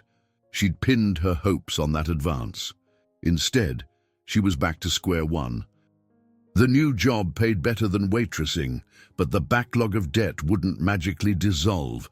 She pressed her lips together, fighting the urge to cry. Cheryl, noticing her somber expression, approached cautiously. "Bad news?" Cheryl asked in a low voice. Melissa nodded, opening the email so Cheryl could skim it. A sympathetic frown appeared on her co-worker's face. "I'm so sorry." "Marcus can be pretty rigid, especially when it comes to finances." Melissa shrugged, trying to maintain composure. "He's just doing his job. I'll figure something else out." She forced a small, shaky smile. "Thank you for caring." They were interrupted by Martin, who rushed over with a concerned look. "We need you in the meeting room. The client's sending a representative to check out the micro-hub concept in person. We have to be ready." Melissa inhaled, pushing her personal crisis aside. She couldn't let the rest of the team down. "Right, let's do this." They assembled in the conference room, finalizing the details for the client visit. Jeremy stood at the front, discussing how to showcase the route efficiency. With every sentence, he radiated calm leadership, occasionally glancing in Melissa's direction as if silently thanking her for the idea. She found it both encouraging and bittersweet. Here they were, side by side in a professional sense, while her private world teetered on the edge. An hour later, the client representative arrived, a tall, sharp-eyed woman named Danielle. She scrutinized the route plans, asked pointed questions about time estimates, and insisted on thorough data. Martin presented charts, while Candice laid out marketing angles. Melissa explained how grouping deliveries by neighborhoods could reduce delays and carbon footprint simultaneously. Danielle jotted notes, occasionally raising an eyebrow. Her neutral expression made it impossible to gauge her reaction. After the presentation, she made a polite exit, saying she would relay her findings to her superiors. The moment she was gone, the team let out a collective sigh. It was out of their hands now. With tension still coiled in the room, Jeremy thanked everyone for their hard work, then pulled Melissa aside. "That was impressive," he said, keeping his voice low. "Your micro-hub concept seems to be the backbone of this entire pitch." Melissa shifted her weight, remembering her situation at home. "Glad I could help." He studied her for a moment, his green eyes clouded with concern. "You look worried. Everything okay?" She hesitated. She barely knew him beyond the brief encounter on the subway and the professional setting here, confessing her financial plight felt risky. "Just personal stuff," she said softly. Jeremy nodded, not pressing for details. "Well, if you ever need to talk, I'm here. I mean that." She mustered a slight smile, torn between gratitude and the reminder that he was essentially her boss, albeit a uniquely kind one. "Thank you." He offered a final nod before stepping out. Left alone in the conference room, Melissa leaned against the wall, letting the swirl of emotions settle. They had a small victory, having piqued the client's interest in the micro-hubs. Yet reality nipped at her heels. No salary advance, no guaranteed solution for rent, and a clock ticking ever closer to eviction. She reminded herself that she'd survived plenty of storms before. This one might just demand every ounce of grit she possessed. For now, she would cling to the small win at work and hold on to the promise, however faint, that something might shift in her favor. The following week began with the entire office holding its breath, awaiting the client's decision. Days passed without definitive feedback, sending tension skyrocketing. The micro-hubs stood ready, half-staffed by newly trained drivers. Melissa oscillated between revising route schedules and obsessively refreshing her inbox. Each morning, she prayed to find a message proclaiming they'd landed the final green light. On a crisp Wednesday afternoon, she finally saw an email marked "Confidential" from the client's representative. Heart pounding, she opened it. A wide grin spread across her face. They were tentatively approving the pilot program, contingent on a successful 2-week test run. If CSD delivered on time, every time, the contract would be renewed long-term. Without pausing to think, she jumped from her chair and let out a small, joyful squeak. Cheryl, who was passing by, stopped short. "What happened?" Melissa beckoned her over, waving at the screen. "They said yes, 2-week pilot trial to prove ourselves. If we nail it, we lock in the contract." Cheryl's eyes lit up. She pulled Melissa into a quick hug. "We did it. Well, you did it. You and your micro-hubs." Others in the office soon caught the news, and a ripple of excitement passed through each department. Martin rushed to confirm the logistics, Candice started drafting a public announcement, and Anna dashed off to share the good tidings with Jeremy and Marcus. This victory, however conditional, felt like a godsend for CSD, a beacon of possibility. Moments later, Jeremy appeared with Anna in tow, both beaming. He extended a hand to Melissa. Congratulations. This wouldn't have been possible without your idea. Now we just have to prove we can keep our word. Her chest swelled with pride. Thank you for trusting me. I'll do everything I can to make sure we succeed. Anna clapped her hands. We should celebrate, maybe after we're sure we can handle the demand, she teased. Then she winked at Melissa. And we will handle it. As the group dispersed to continue preparations, Melissa felt a renewed sense of purpose. The pressure was still immense, but at least now it carried the promise of success rather than the specter of defeat. The deal, if finalized, could open doors not just for the company, but potentially for her own career growth. Perhaps she'd finally have the financial freedom to settle her debts and find a stable home for Ivy. Yet the day had more twists in store. Around lunchtime, she received a text from Mr. Phillips, the landlord. Need an update today, or I'll have to start eviction proceedings. The bluntness of it made her stomach churn. She'd hoped for more time or at least a stroke of luck in the form of an advance. Nothing had changed on that front. Swallowing her fear, she decided to text back. I just need a little more time. I can pay a larger portion by next Friday. It was a gamble, considering her savings were meager and the cost of living in Brooklyn kept rising. But she'd have her paycheck soon, maybe some overtime pay too. If the pilot project's success led to a raise or bonus, she could fully clear the arrears. She rose from her chair, smoothing down her skirt, and walked to Anna's office. She explained her situation again, this time mentioning that Mr. Phillips was about to move forward with eviction. I know Marcus said no to the advance, she added softly, but is there any chance for overtime or a short-term loan through the company? Anna's expression was filled with empathy, but her words were careful. I'm afraid Marcus is strict about those policies.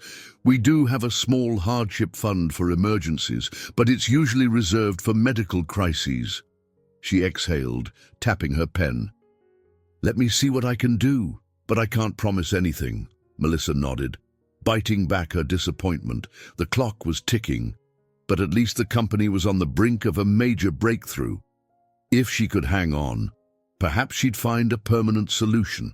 That evening, after finishing her tasks, she lingered at her cubicle. Jeremy was in the open concept area, discussing some strategy with Martin. Once he finished, he caught her eye and offered a polite wave. She took a moment to steel her nerves, then approached him, aware that each step made her heart pound a little faster. Got a minute? She asked quietly. Of course. He stepped aside with her, away from the flurry of activity. What's on your mind? Melissa hesitated, scanning his face. It was so easy to recall how gentle he'd been that night on the subway, how he'd let her sleep on his shoulder without a word of complaint. But now, in this professional setting, the dynamic felt complicated. I just wanted to thank you for giving me a chance here. I know I was hired through the regular channels, but still, it changed my life. Jeremy's expression softened. I'm glad. You've given a lot back to us, too. They stood there a moment, an unspoken warmth passing between them. Melissa forced herself to speak.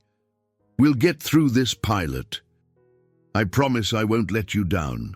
He nodded, a flicker of encouragement in his eyes. I know. She left the office with her spirits somewhat lifted. The next phase of her journey still held peril, eviction looming, money tight. But she also sensed a new tide carrying her forward. The pilot project, the chance to prove herself, and the subtle connection with Jeremy all wove together into a fragile hope. If she could just keep her balance a little longer, maybe that hope would transform into something tangible, both for her family's future and for the quiet possibility of more than a professional bond. Melissa arrived at the office before sunrise, the sky still tinted with shades of pink and orange. She was determined to make the most of the 2-week pilot program that would determine Cooper Sustainable Delivery's future with their massive new client. Each day brought a new round of challenges, reassignments, urgent requests, and the constant possibility of failure. Yet morale had never felt higher. The team seemed to share a sense of collective purpose, fueled by the knowledge that the stakes were enormous. As she walked in, her co-worker Kevin greeted her in a hushed tone. "Heads up," he whispered, pointing toward the large, glass-walled conference room at the end of the hallway. "Danielle from the client's side is back. She's early." Melissa's pulse kicked up. Danielle, the same sharp-eyed representative who had visited once before, was notorious for her strict standards. Melissa took a breath to steady herself and headed that way. She found Danielle seated at the conference table, laptop open, reviewing fresh reports from the microhubs. Martin stood beside her with arms folded, wearing a serious expression. Danielle acknowledged Melissa with a brief nod. "Good morning." Her tone gave nothing away. "I'm here unannounced because I want real-time data, not a curated slideshow." Martin introduced Melissa formally, highlighting her role in designing the microhub strategy. Danielle flicked her gaze over, then tapped her screen. "The numbers look promising, but I want to see how you're handling unexpected surges. You have packages this morning that weren't listed until late last night. Do you have a plan for those?" Melissa glanced at Martin, who motioned for her to explain. "Yes," she began, leaning in to see Danielle's laptop. "We received an after-hours shipment request for about 80 additional packages in Midtown. We rerouted drivers from the lower Manhattan zone using the new microhub near Union Square to stage deliveries more efficiently. The time windows haven't changed, so we're still on track." Danielle's brow furrowed as she scrolled through the data. "And you're confident you won't overextend your drivers?" "It's tight," Melissa admitted, "but we've built buffer times. If we see a high likelihood of delays, we can shift deliveries to the Brooklyn microhub. That's one advantage of having multiple staging points." Danielle's lips pressed into a thin line, an expression that could either mean skepticism or concentration. Finally, she nodded. "I'd like to visit the Union Square hub this afternoon." Unannounced, of course. Martin's eyes widened slightly, but he quickly agreed. "Sure, we can arrange for someone from our side to meet you there." Danielle glanced at Melissa. "I assume you know it best." Melissa felt her stomach twist at the unexpected summons. "Yes, of course," she replied. "I'll be happy to show you around." Once Danielle left to make calls in a smaller break room, Martin turned to Melissa with a mixture of relief and concern. "You can handle this, right? She's tough, but if our hub is running smoothly, this could really solidify her confidence in us." Melissa nodded, though her mind raced with logistical questions. "I'll do everything I can. The hub team's been great so far." She tried to project optimism, but she couldn't ignore the knot in her chest. Danielle's scrutiny was relentless. Later that day, Melissa found herself riding in one of the company's hybrid vans with Candice, who insisted on tagging along to help manage any PR angles. A short drive brought them to the Union Square hub, set up in the back storage area of a community center. It was an unglamorous space lined with metal shelves crammed with packages, but it served its purpose well. They stepped out onto the sidewalk just as Danielle's car pulled up. She emerged, laptop bag in hand, surveying the surroundings with a critical eye. Melissa plastered on a polite smile, leading her inside. The hum of activity was immediate, drivers scanning barcodes, a small computer station for updates, and volunteers from the community center offering direction to customers who came to pick up parcels in person. "This is our staging area for Midtown deliveries," Melissa explained. "We have 2 main drivers assigned here during peak hours, but we can call in more if traffic in the main depot spikes. It allows us to shorten routes significantly." Danielle walked around slowly, watching a driver print out a fresh batch of shipping labels. She peppered him with questions about route times and traffic patterns. The driver stumbled a bit. not used to speaking with a corporate representative, but Melissa stepped in smoothly, clarifying any confusion. Candice hovered nearby, snapping photos for a potential social media post. Danielle noticed, "I'd prefer you hold off on any public-facing materials until this pilot ends," she said curtly. Candice nodded, embarrassed. Of course. After inspecting the shelves and cross-checking a few packages against the digital tracker, Danielle turned her attention back to Melissa. "Everything appears orderly, but I'll be reviewing real-time updates. If there are any delays today, I'll know." "We'll do our best to avoid them," Melissa replied. Though her heart pounded, she maintained a calm exterior. "Please let me know if you have any questions during the day. I'll be on call." Danielle gave a curt nod. "I will."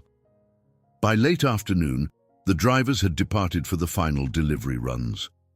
Melissa watched them go, exhaling with a mixture of tension and hope.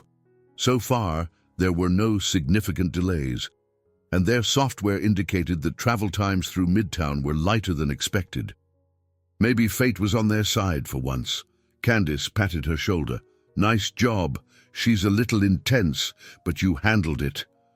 Melissa nodded, absorbing the relief of having survived Danielle's impromptu inspection.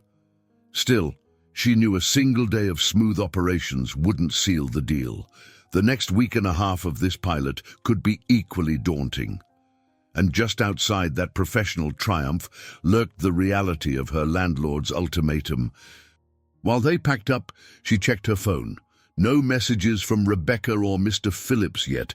That was both a relief and a concern. For the moment, she pushed away her personal worries, focusing on the fact that the system she'd helped build was holding up under pressure. If Danielle's demands were being met, maybe, just maybe, the biggest hurdle for CSD would soon be behind them. The next morning brought a swirl of conflicting emotions. Melissa had stayed up late reviewing the route data. Every chart and table burned into her mind. The initial results from Danielle's visit were promising, no major delays reported, and a nominal reduction in carbon emissions compared to the old model. She should have felt buoyed by this small but significant victory, yet the personal crisis of eviction still hovered. She slipped into the office early again, scanning her inbox. Half a dozen new emails from Danielle awaited her, each one requesting more data, corridor-by-corridor breakdowns, proof of timely arrivals, and even driver testimonials.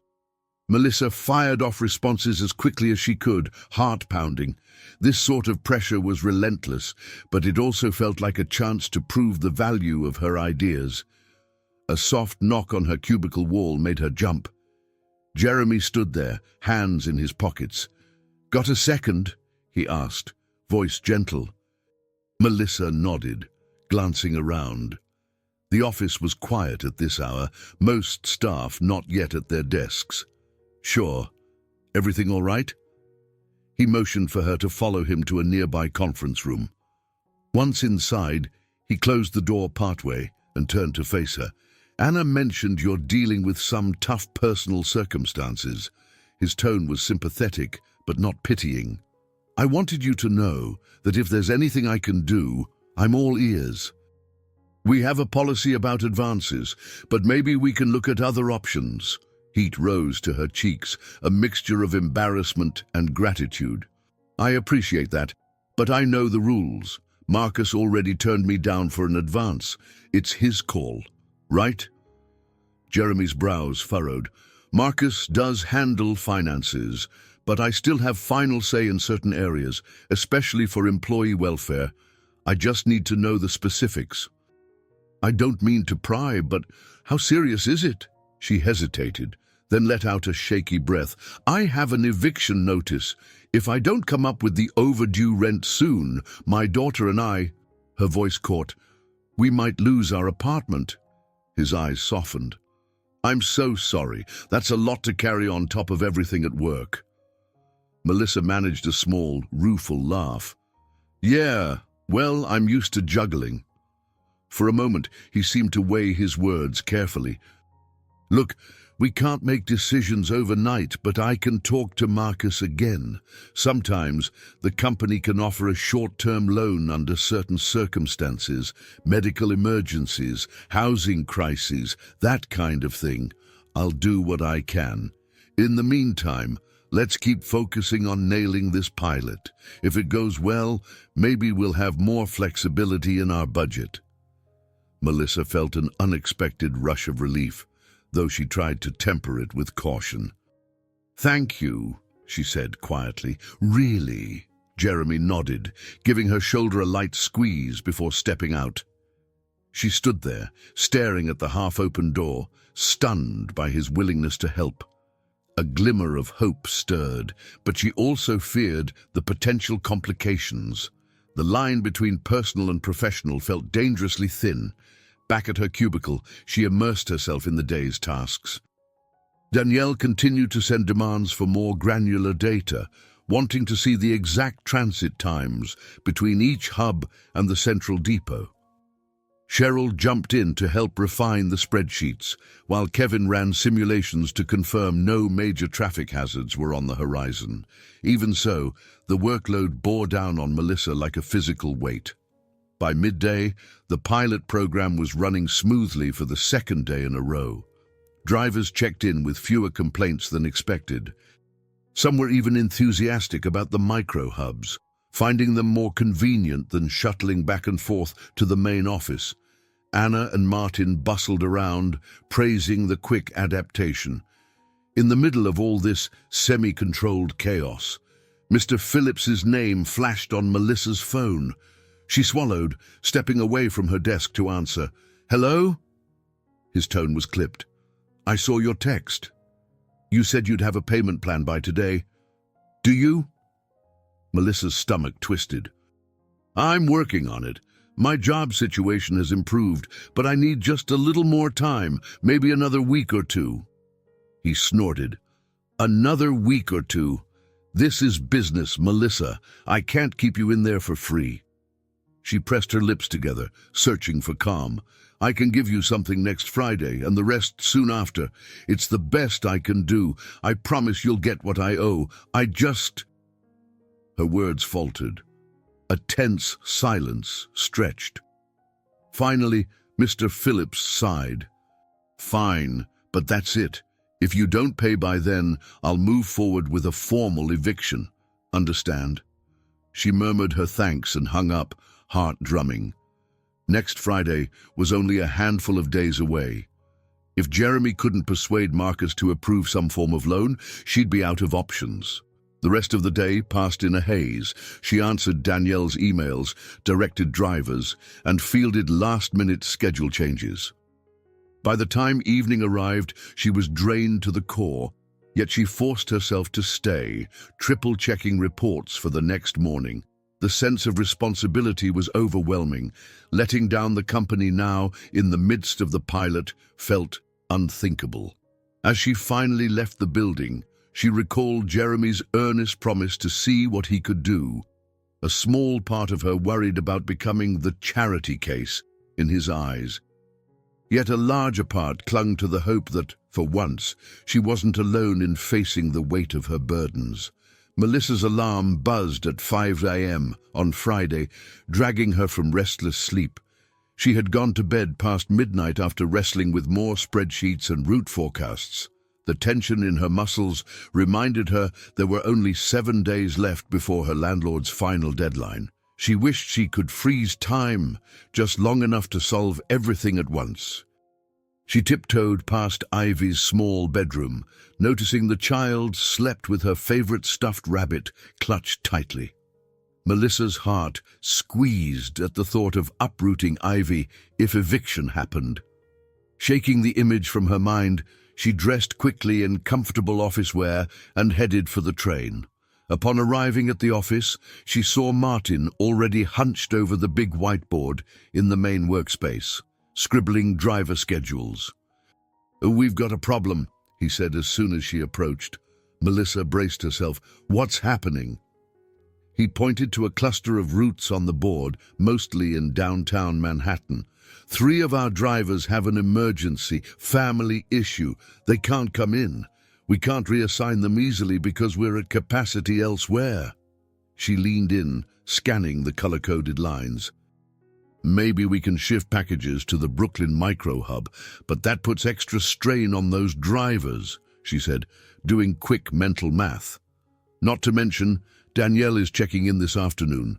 If we fall behind, she'll see it in real time," Martin replied, exhaustion lining his eyes. Without hesitation, Melissa volunteered a plan. "Let's pull in any part-timers we have, even if they're not fully up to speed. I can go over the routes with them manually for the morning shift. Maybe we'll keep the schedules from falling apart." He nodded grimly, passing her a roster. "We need to finalize this ASAP." The morning whirled by in a blur of frantic calls, training and last-second changes. The tension in the air was palpable. Cheryl handled finance questions from new drivers about their part-time pay. Kevin tried to adjust the software on the fly, but the system kept throwing error codes due to so many manual overrides. Melissa toggled between screens and phone calls, feeling like she was juggling flaming torches. By midday, the onslaught of tasks continued. Danielle's emails and phone calls came in like clockwork, each time demanding updates on how the day's deliveries were faring. Candice texted Melissa that the client's PR team was sniffing around for reassurance. Apparently, an online rumor suggested the pilot might be collapsing under the surge. Melissa felt a pinch of panic. One misstep, and the partnership might unravel. As if the pressure weren't enough, a calendar alert on Melissa's phone reminded her she had to meet Ivy's teacher in the evening for a brief parent-teacher conference. She'd promised Ivy she would attend. Guilt gnawed at her as she realized she couldn't back out, even though the crisis at work demanded every ounce of her time. She left Martin and Cheryl with instructions for the last batch of schedules and bolted out the door, promising to check back in once she finished at the school. Arriving at Ivy's elementary campus, she rushed down the brightly colored hallway toward the classroom. Ivy spotted her and ran up with a grin, but Melissa could tell her daughter sensed the stress. She tried to smile and focus, listening as the teacher praised Ivy's enthusiasm for reading, but noted she sometimes seemed anxious when asked about home life. Melissa's cheeks warmed. "We've had a hectic schedule lately," she said, pushing her hair back. "I'll make sure to give her more reassurance." The teacher nodded kindly. "She's a bright girl, Ms. Roberts. She just needs to feel secure. I hope everything's all right at home." Melissa offered a tight smile, unable to form a proper answer. Minutes later, she and Ivy were outside in the crisp evening air. Ivy tugged at her mother's sleeve. "Can we get ice cream?" Melissa hesitated. Her phone buzzed incessantly with messages from work. But when she saw the hopeful light in Ivy's eyes, she couldn't say no. They walked to a small shop around the corner, Ivy chattering excitedly about her classmates. For a few precious minutes, Melissa allowed herself to enjoy the simple act of sharing a chocolate cone with her daughter, the sweet treat melting faster than they could eat it. Suddenly, her phone vibrated again, and she stepped away to glance at the screen. It was a frantic message from Cheryl. "System meltdown. We lost track of 6 deliveries, and Danielle's flipping out. Martin can't fix it alone. Please help." Her stomach dropped. "Ivy, honey, I have to go back to the office," she said apologetically. Ivy's face fell, though she nodded bravely. "Okay, I'll be good at home." Melissa felt her heart twist. This was the exact situation the teacher alluded to, her child learning to accept disappointment as normal. She hurried Ivy home and, with Rebecca's help, dashed back to CSD. The office was in chaos. Kevin typed frantically, trying to recover lost delivery data. Martin fielded an angry phone call, likely from Danielle, while Cheryl scanned paper logs for any clue about the missing packages. Melissa plunged in, scanning driver check-in sheets and contacting each one. Tension soared. By the time they located the glitch, hours had passed. Danielle had left them a string of sternly worded emails. Melissa's hands shook as she typed replies, explaining the snafu and assuring the client that the deliveries were still on their way. She wondered if this slip might undo the goodwill they'd cultivated over the past few days. Sometime after midnight, the system finally stabilized. Worn out and frazzled, the team slumped in their chairs. The meltdown was contained, but the question remained. Would the client see it as a minor hiccup or a reason to pull the plug?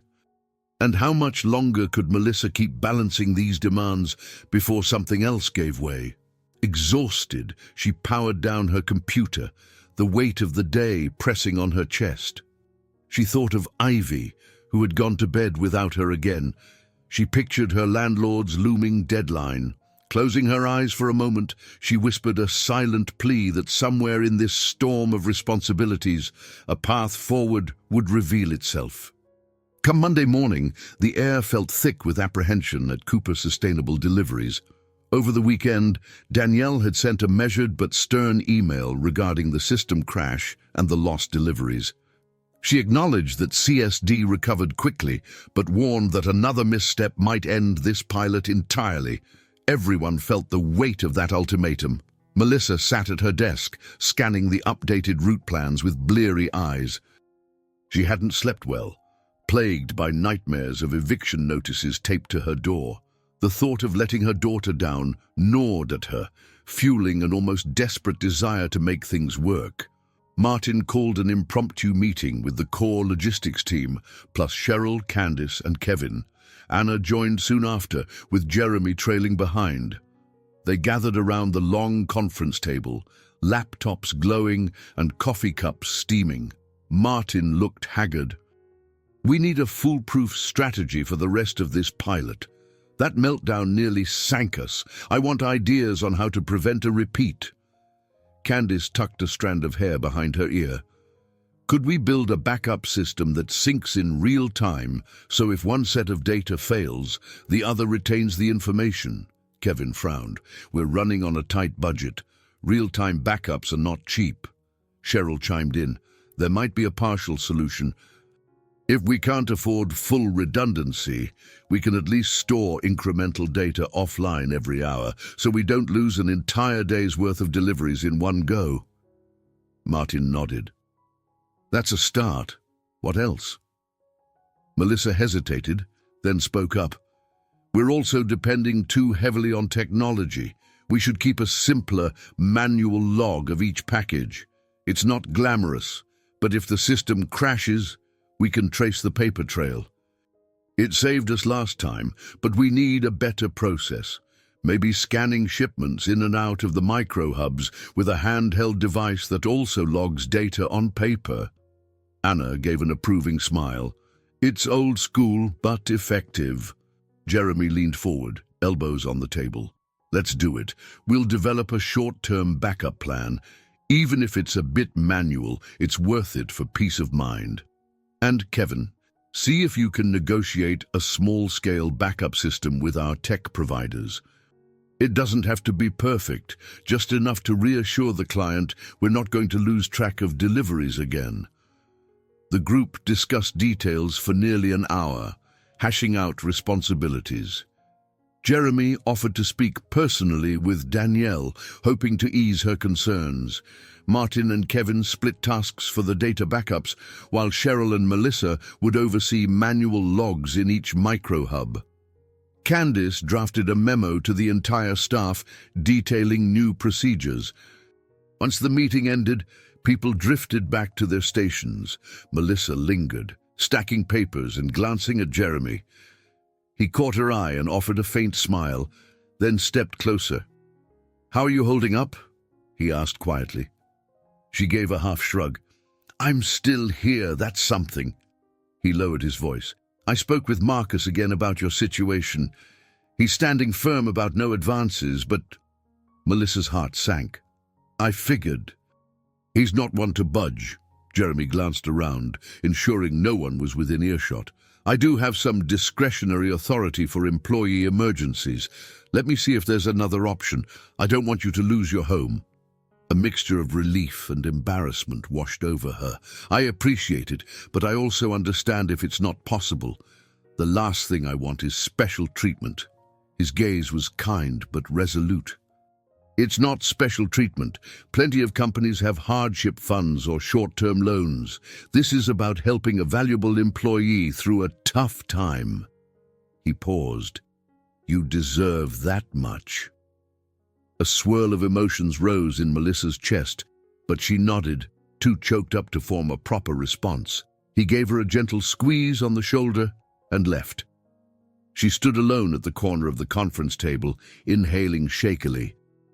If he could find a way around Marcus's rigid stance, she might just have a fighting chance to keep Ivy safe and secure. Work resumed at a furious pace. Melissa juggled the creation of manual logs with the usual scheduling chaos. Cheryl teased her about needing roller skates as she hustled between the micro-hub teams and her cubicle, but it was all in good humor. She felt a renewed sense of resolve. If the pilot succeeded, it wouldn't just save CSD's contract, it might also salvage her future at home.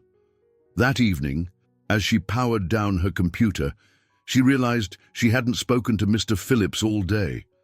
The silence was unnerving. Perhaps he was preparing the paperwork for eviction, or maybe he was waiting to see if she could pay on time. Either way, she couldn't delay. If Jeremy's efforts to secure a company-backed loan didn't pan out soon, she'd have to scramble for another lifeline.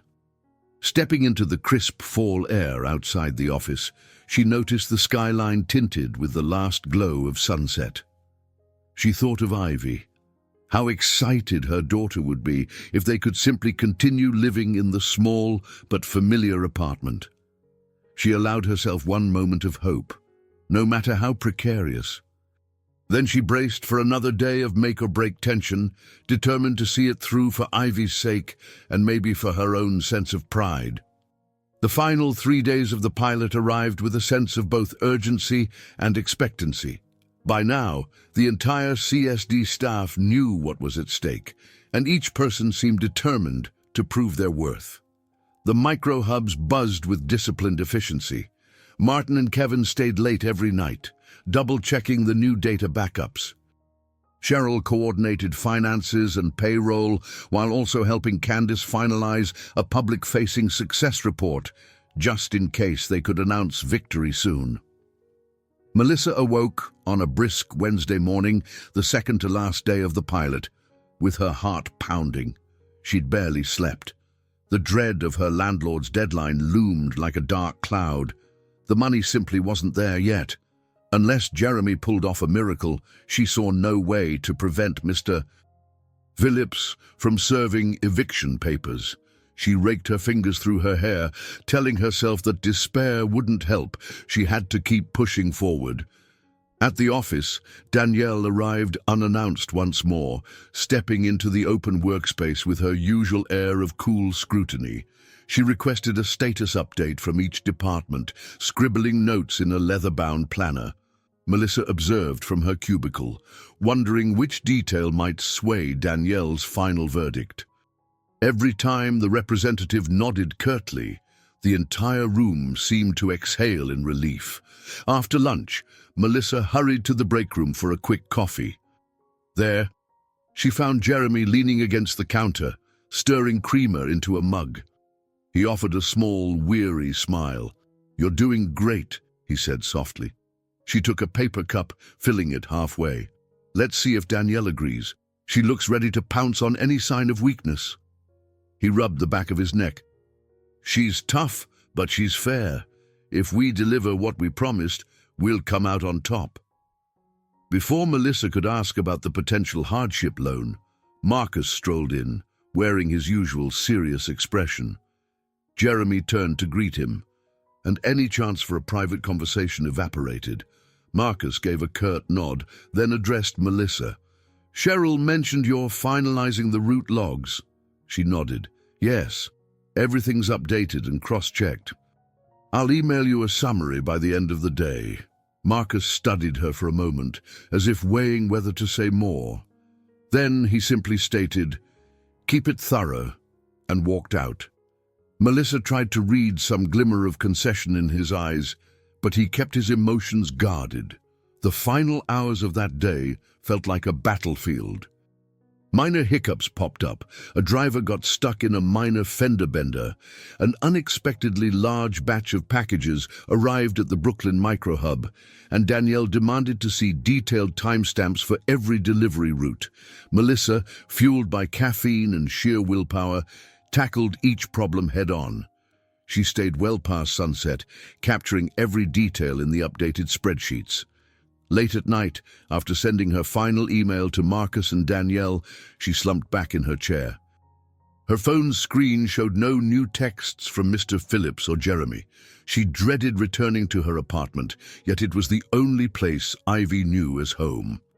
Gathering her things, she mentally braced for the next day, the last stretch of the pilot, the day that could decide everything. Sure enough, the next morning dawned crisp and clear, as if New York itself held its breath. Melissa arrived to find an email from Danielle. "I will collect final data today and present it to our board tomorrow. If the numbers hold, you can expect our decision soon." The short message carried enormous weight. By midday, a hush fell over the office. The drivers executed their routes smoothly, no major delays. Martin reported minimal errors in the tracking software. Anna quietly checked on everyone, offering encouraging words. Candice finished drafting an internal success story memo, ready to send out if the pilot ended without a hitch. Melissa spent much of the day at the Brooklyn micro hub, ensuring the manual logs stayed accurate. A cold wind whipped through the loading area, and she tucked her coat tighter around herself, scanning barcodes alongside the part-time drivers. One of them, a middle-aged woman named Lorraine, mentioned how grateful she was for the chance to work flexible hours. "This micro-hub idea is genius," she said with a grin. "I get to make deliveries without crossing half the city." Melissa smiled, touched by the comment. She remembered the countless nights she'd spent dreaming up solutions while working at the diner, never imagining she'd be implementing them in a company that took her seriously. Yet, even in this moment of accomplishment, she couldn't fully relax. She dreaded the next time her phone would ring or buzz, fearing it might be news that she and Ivy had run out of time. By the late afternoon, the final shipments were dispatched. Melissa hovered by the hub's makeshift office, refreshing the tracker to confirm each driver's status. As the last delivered notification pinged on her screen, she let out a shaky exhale. They had done all they could.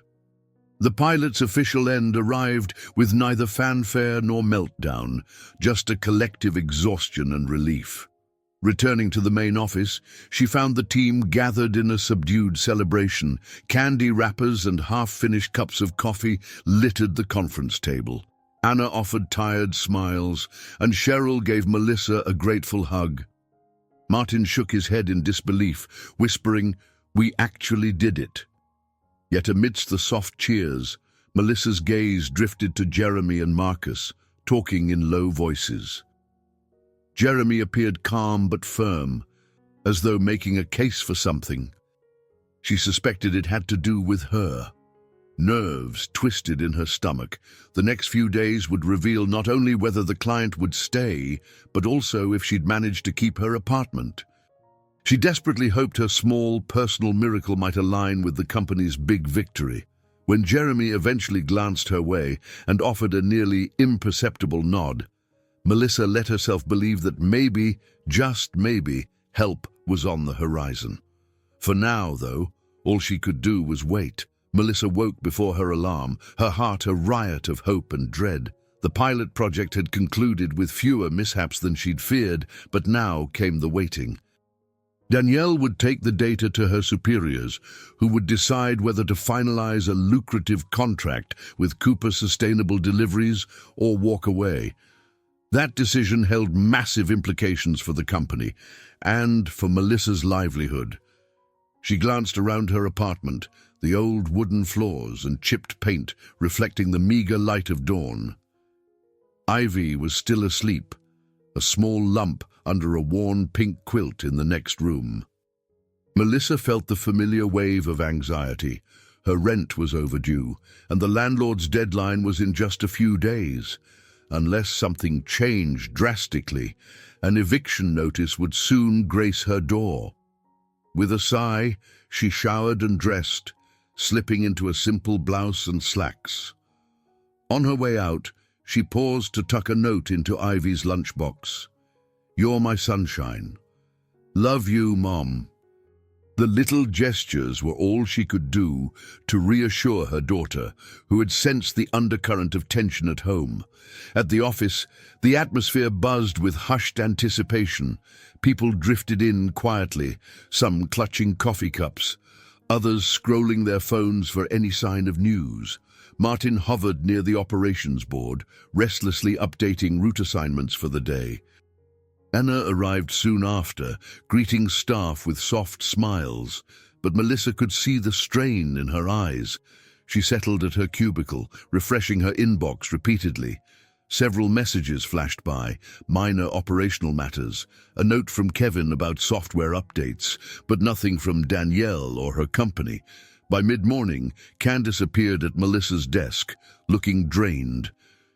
"You heard anything?" she asked, fiddling with her phone. "Not yet." Melissa flexed her fingers, trying to ease the tension in her shoulders. "Should be soon, right?" Candace nodded, pressing her lips together. "Hopefully today. The waiting is killing me." Cheryl passed by with a stack of invoices, overhearing their conversation. "I've got an eerie feeling," she murmured. "It's too quiet. Usually, Danielle bombards us with questions." Melissa checked the time on her computer. It felt like the minutes were stretching into hours. Her gaze caught Jeremy stepping out of a conference room with Marcus. The two men seemed locked in a serious discussion, and as they parted, Jeremy looked toward Melissa with an unreadable expression. She stood, heart jumping, but he disappeared into Anna's office before she could approach.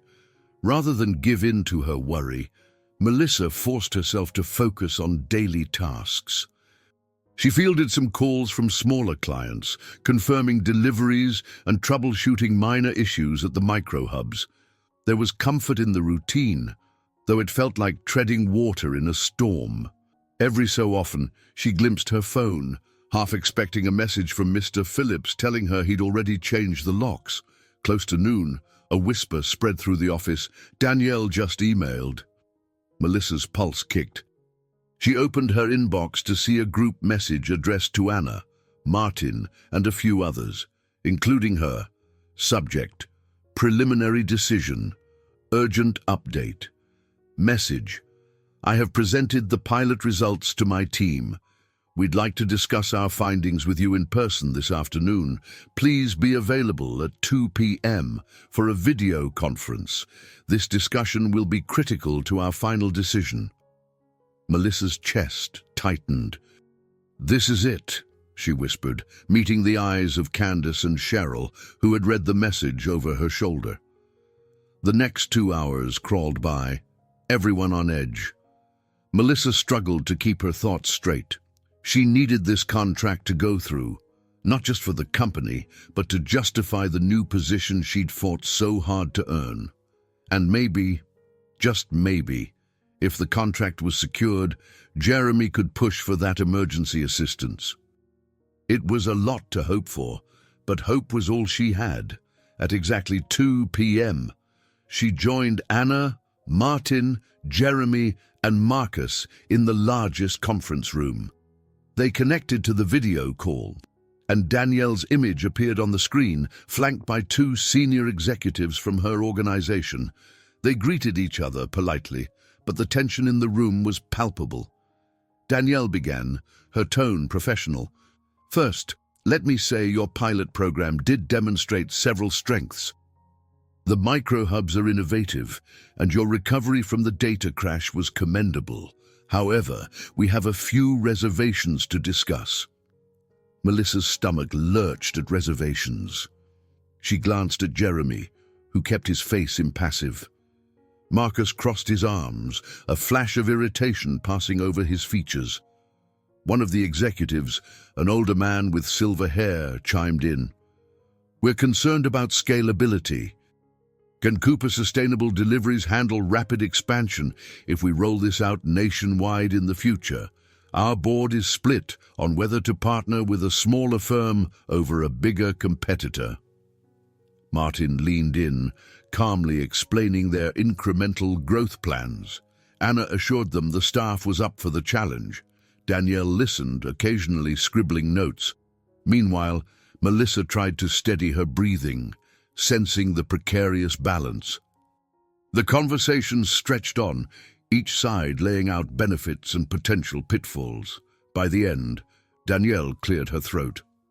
"We'll deliberate further based on what we've heard here. Expect our final official decision tomorrow morning." With that, the call ended. The screen went blank, leaving the conference room in a tense silence. Marcus exhaled sharply. Jeremy leaned back in his chair, and Anna rubbed her temples. There was no immediate celebration, just a collective feeling of suspended animation. Melissa's heart sank. Another day of waiting. Another night she'd spend questioning how much time she had left before her landlord made good on his threat. She rose slowly, stepping out of the conference room alongside her co-workers. No one needed to say it. Tomorrow's verdict would define their next move, and in Melissa's case, might well define her entire future. Later that evening, Melissa sat on the couch in her dim apartment, the hum of traffic outside, an ever-present reminder of city life. Ivy was sound asleep after an evening of homework and a brief story time. Melissa couldn't focus on anything beyond the heaviness in her chest. The final decision from Danielle's firm would come in less than 12 hours, and Mr. Phillips's final ultimatum loomed just days away.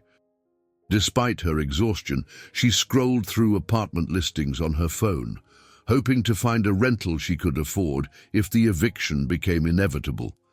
Every ad she saw was either too far, too expensive, or in terrible condition. After half an hour of fruitless searching, she set the phone aside, burying her face in her hands. A soft knock on the door startled her. She wasn't expecting Rebecca or anyone else at this hour. Heart pounding, she checked through the peephole. To her utter shock, Jeremy stood in the dimly lit hallway, hands in the pockets of his coat. She opened the door, blinking. "Jeremy, what are you doing here?" He looked genuinely apologetic. "I know it's late. I'm sorry for just dropping by unannounced. I wanted to talk." She hesitated before stepping aside. "Come in, I guess. But please keep your voice down. My daughter's asleep." Jeremy entered the cramped living room, scanning the peeling wallpaper and worn furniture. Melissa watched him, nerves jangling. She felt exposed, letting her boss, her potential benefactor, see the reality of her home. He turned to her with concern. "I'm sorry to intrude. I was thinking about your situation with the landlord. And I have something for you." He pulled out a folded piece of paper from his jacket, handing it to her. Her pulse thundered as she unfolded it, eyes roving over typed lines. It was an official-looking document from Cooper Sustainable Deliveries, referencing a short-term employee hardship loan. The amount was enough to cover her overdue rent, plus a small cushion. A wave of relief and disbelief washed over her, though it warred with her sense of pride. How did you manage this?" Marcus said no. Jeremy shrugged lightly. "Marcus is cautious, but Anna and I convinced him. We outlined the ways you've been indispensable to the pilot project. The company benefits from keeping you on stable footing. After all, losing a valuable employee right now would hurt us all." Melissa's throat felt tight. "I don't know what to say. It's everything I need. But what if I can't pay it back fast enough?" He gave a gentle smile. We arranged a reasonable repayment plan. Your new salary and potential bonus, if the contract goes through, should more than cover it. You'll have time. Tears pricked at her eyes. She was caught between gratitude and embarrassment. Thank you, but I don't want special treatment. This isn't charity, Melissa, Jeremy said softly. It's an investment in someone who's proven her worth 100 times over. I'm just sorry it took this crisis for us to offer real support. Her emotions overflowed. She set the paper on the small coffee table, turning away to blink back tears. I can finally breathe, she whispered, thinking of Ivy. They wouldn't have to pack up in the middle of the night. They wouldn't be searching for a shelter. The tension in her chest loosened just enough to let in a glimmer of hope. Jeremy stepped closer, a cautious kindness in his voice. If it's too personal to ask, is it just you and Ivy here? She nodded, wiping her eyes with the back of her hand. Yeah, it's been just us for a while now. She glanced around the modest space. I've tried my best, but it's not easy. He exhaled softly, as though witnessing her struggle up close affected him deeply. I understand more than you think, he said. I grew up in a tight situation too. My parents scraped by for years before things turned around. That's partly why I'm so determined to run a company that actually helps people, not just makes money. She paused, absorbing that, remembering her first encounter with him on the train, how he wore a nice suit, yet showed no judgment. It clicked that he had seen that eviction notice fall from her bag and chosen empathy over pity. I remember how kind you were that night, she murmured. I was half asleep, leaning on your shoulder, and you never once made me feel embarrassed. He chuckled quietly. You looked exhausted, and I knew what that felt like. I just never expected to end up hiring you, or, rather, that you'd apply to my company without realizing who I was. She managed a soft laugh through her tears. New York can be a small world sometimes. They stood there in a hush, the city's noise humming through the thin walls. Outside, sirens wailed in the distance. Inside, a fragile sense of hope bloomed. Melissa felt an impulse to reach out, but she held back, unsure if it was appropriate or even wise. Yet warmth flowed between them, an unspoken understanding that transcended roles of boss and employee. After a moment, Jeremy cleared his throat. I should let you rest. Big day tomorrow. She nodded, walking him to the door. Thank you again. This loan, it changes everything. He gave a faint nod in return, stepping into the dim hallway. Sleep well, and let's see what tomorrow brings. As the door clicked shut, Melissa pressed the folded document to her heart. Relief mixed with residual anxiety. One hurdle was nearly cleared. Now, all that remained was the verdict from Danielle's firm in the morning. It was one more night of restless anticipation, but this time, at least, she carried a spark of reassurance that for once, she and Ivy might remain securely under their own roof.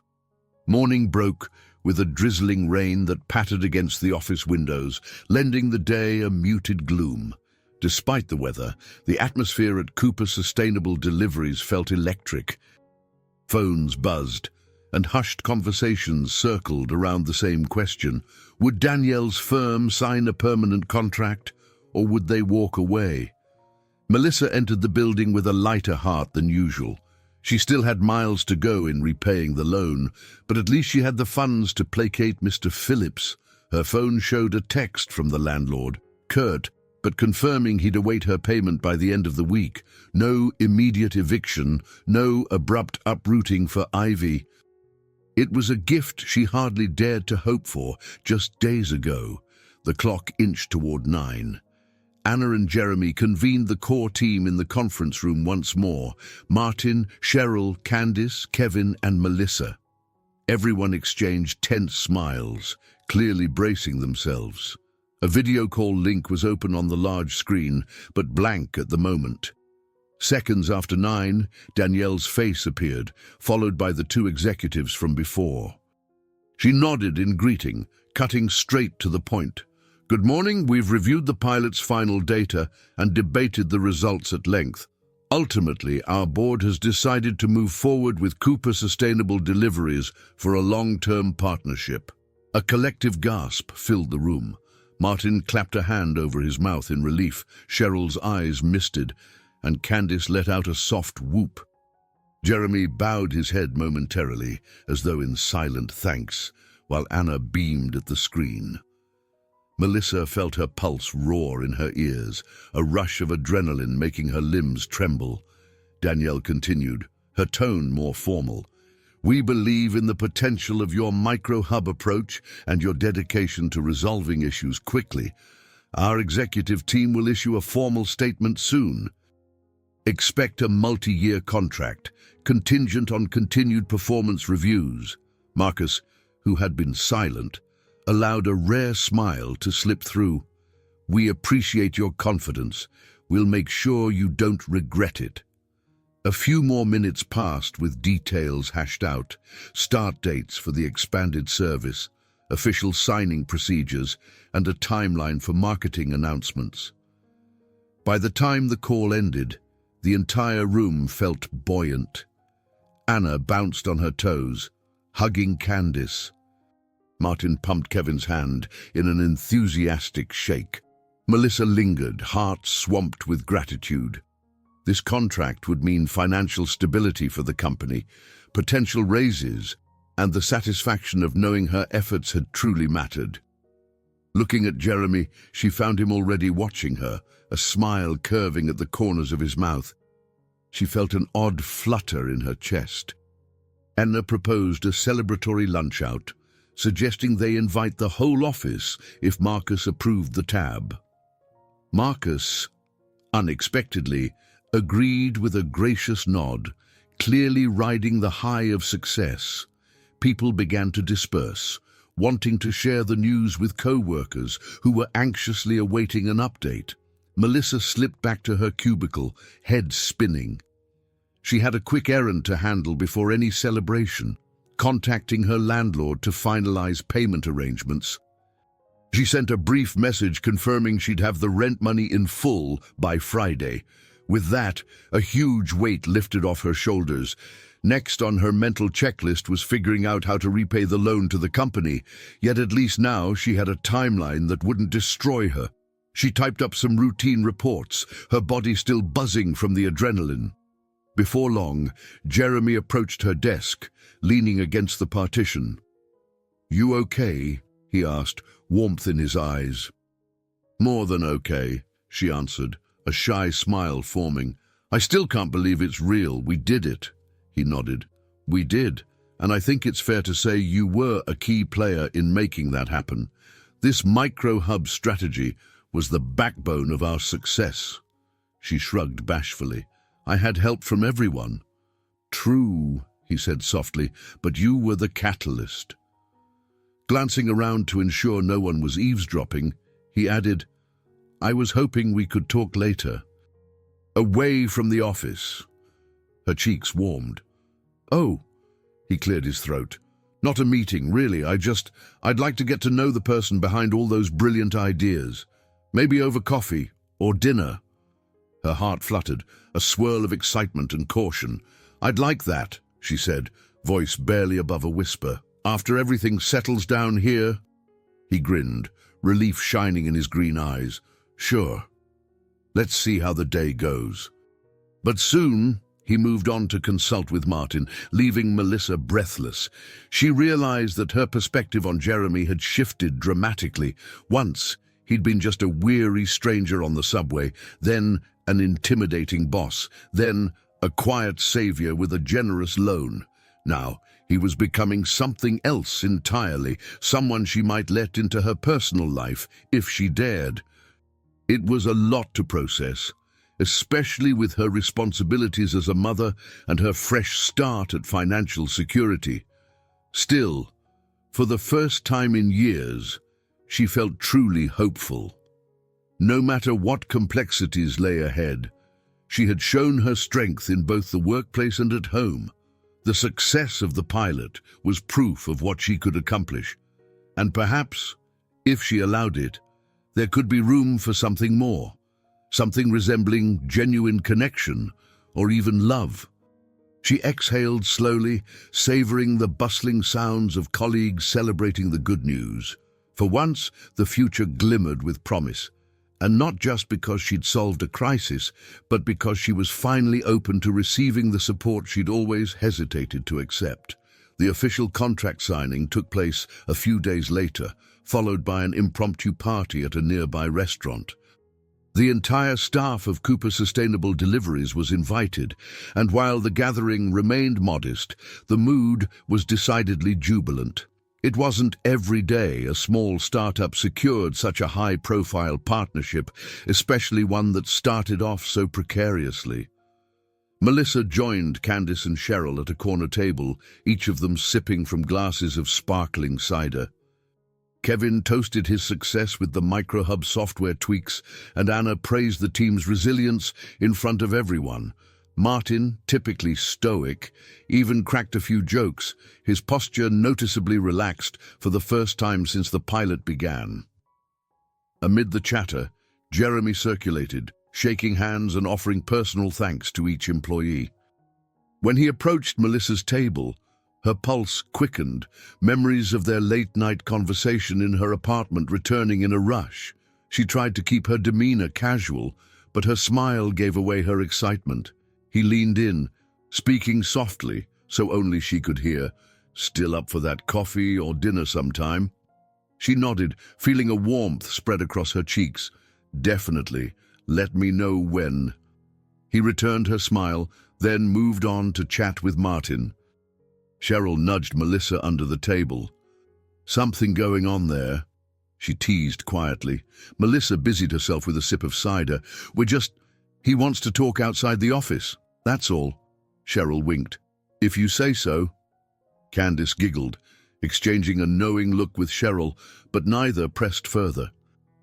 As the evening wore on, employees started drifting out to catch trains or tend to their families. Melissa said her goodbyes, gathering her coat. Avi was waiting with Rebecca back home, and she wanted to share the happy news that the rent was paid and they had no reason to leave. At least, not unless they found someplace better on their own terms. Outside, a crisp breeze swept through the street, ruffling Melissa's hair. She spotted Jeremy standing near the curb, typing on his phone. Seeing her approach, he tucked the device away. "Need a ride home?" he offered. She glanced around. "I took the train here, so sure, if you don't mind." "I hate imposing." He waved off her concern. "Not at all. My car's just down the block." They strolled together, the din of city traffic and neon signs lighting their path. His vehicle turned out to be a sleek, eco-friendly hybrid parked near a row of bustling bars. He opened the passenger door for her, a quiet chivalry that made her smile. Once inside, they merged into the flow of city lights and late-evening traffic. They spoke about the contract, the micro-hubs, and the everyday challenges of running a growing business. Eventually, though, the conversation shifted to more personal terrain. Jeremy asked gently about Ivy, what she liked to do for fun, how she was adapting to her new schedule with Melissa's job. "She's handling it well, considering," Melissa said, gazing out the window. "It's just been the two of us for so long. She's used to me working crazy hours, but at least now I have a stable income." Jeremy nodded. "I'd love to meet her someday, if you're comfortable with that." He hesitated, then added, "Not as your boss, but just as someone who admires the both of you." Melissa's heart fluttered at the suggestion. It felt surprisingly intimate, yet she didn't sense any pressure from him. "Maybe you can—" "One step at a time," she answered quietly, hoping he could hear the gratitude in her voice. They reached her building, which looked as worn and drab as ever. She turned to thank him for the ride, and found him watching her with a contemplative expression. "I'm really proud of you," he said softly, "not just for what you did at CSD, but how you've navigated everything, raising Ivy on your own, handling the eviction scare. You're incredibly strong." She exhaled, a swirl of emotions tightening her throat. "Some days I don't feel strong at all," she admitted. "But thank you for believing in me anyway." He offered a small smile. "We've all needed someone to believe in us at some point. I just want you to know you can lean on people if you have to. It doesn't make you weak." The words sank in deeper than she expected. She thought back to her first encounter with Jeremy on the subway, how she'd literally leaned on him in exhaustion, never imagining the impact it would have on her life. It was a testament to the strange, unpredictable ways kindness could connect two people. "Thank you," she repeated. Before she could overthink it, she leaned over the center console and placed a light kiss on his cheek. A spontaneous gesture of gratitude and budding affection. Surprise flickered in his eyes, followed by warmth. "I'll, see you at work," he murmured, momentarily disarmed. She smiled, stepping out of the car. "Yes, see you soon." She watched him drive off, the hum of the engine fading into the night. Climbing the worn stairs of her building, she found herself replaying his words. "You can lean on people if you have to. It doesn't make you weak." Maybe that was the final lesson in all of this. For so long, she had viewed dependency as failure, carrying burdens alone to prove her worth. But letting someone in, trusting them, could be an act of strength too. She entered her apartment, greeted by Ivy's art projects scattered on the coffee table. Her daughter had drawn a picture of the two of them standing in front of a tall building labeled CSD with crayon scrawls. Melissa's eyes prickled with tears of gratitude as she gently set it aside.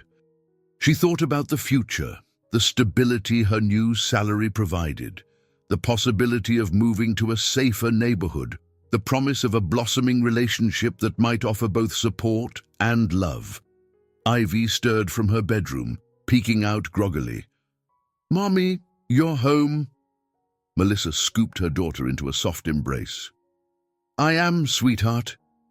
She carried Ivy back to bed, tucking the blanket around her. "We're going to be okay," she whispered, pressing a gentle kiss to Ivy's forehead. "Better than okay."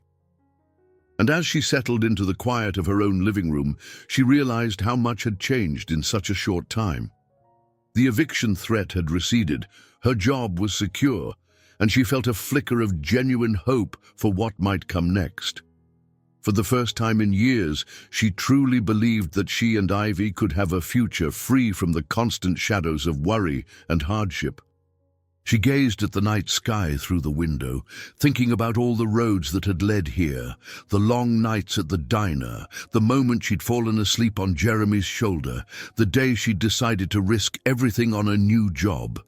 Each step, painful or thrilling, had guided her to this new beginning, and though no one's future was guaranteed, she was finally ready to face hers with open arms, knowing she didn't have to fight every battle on her own.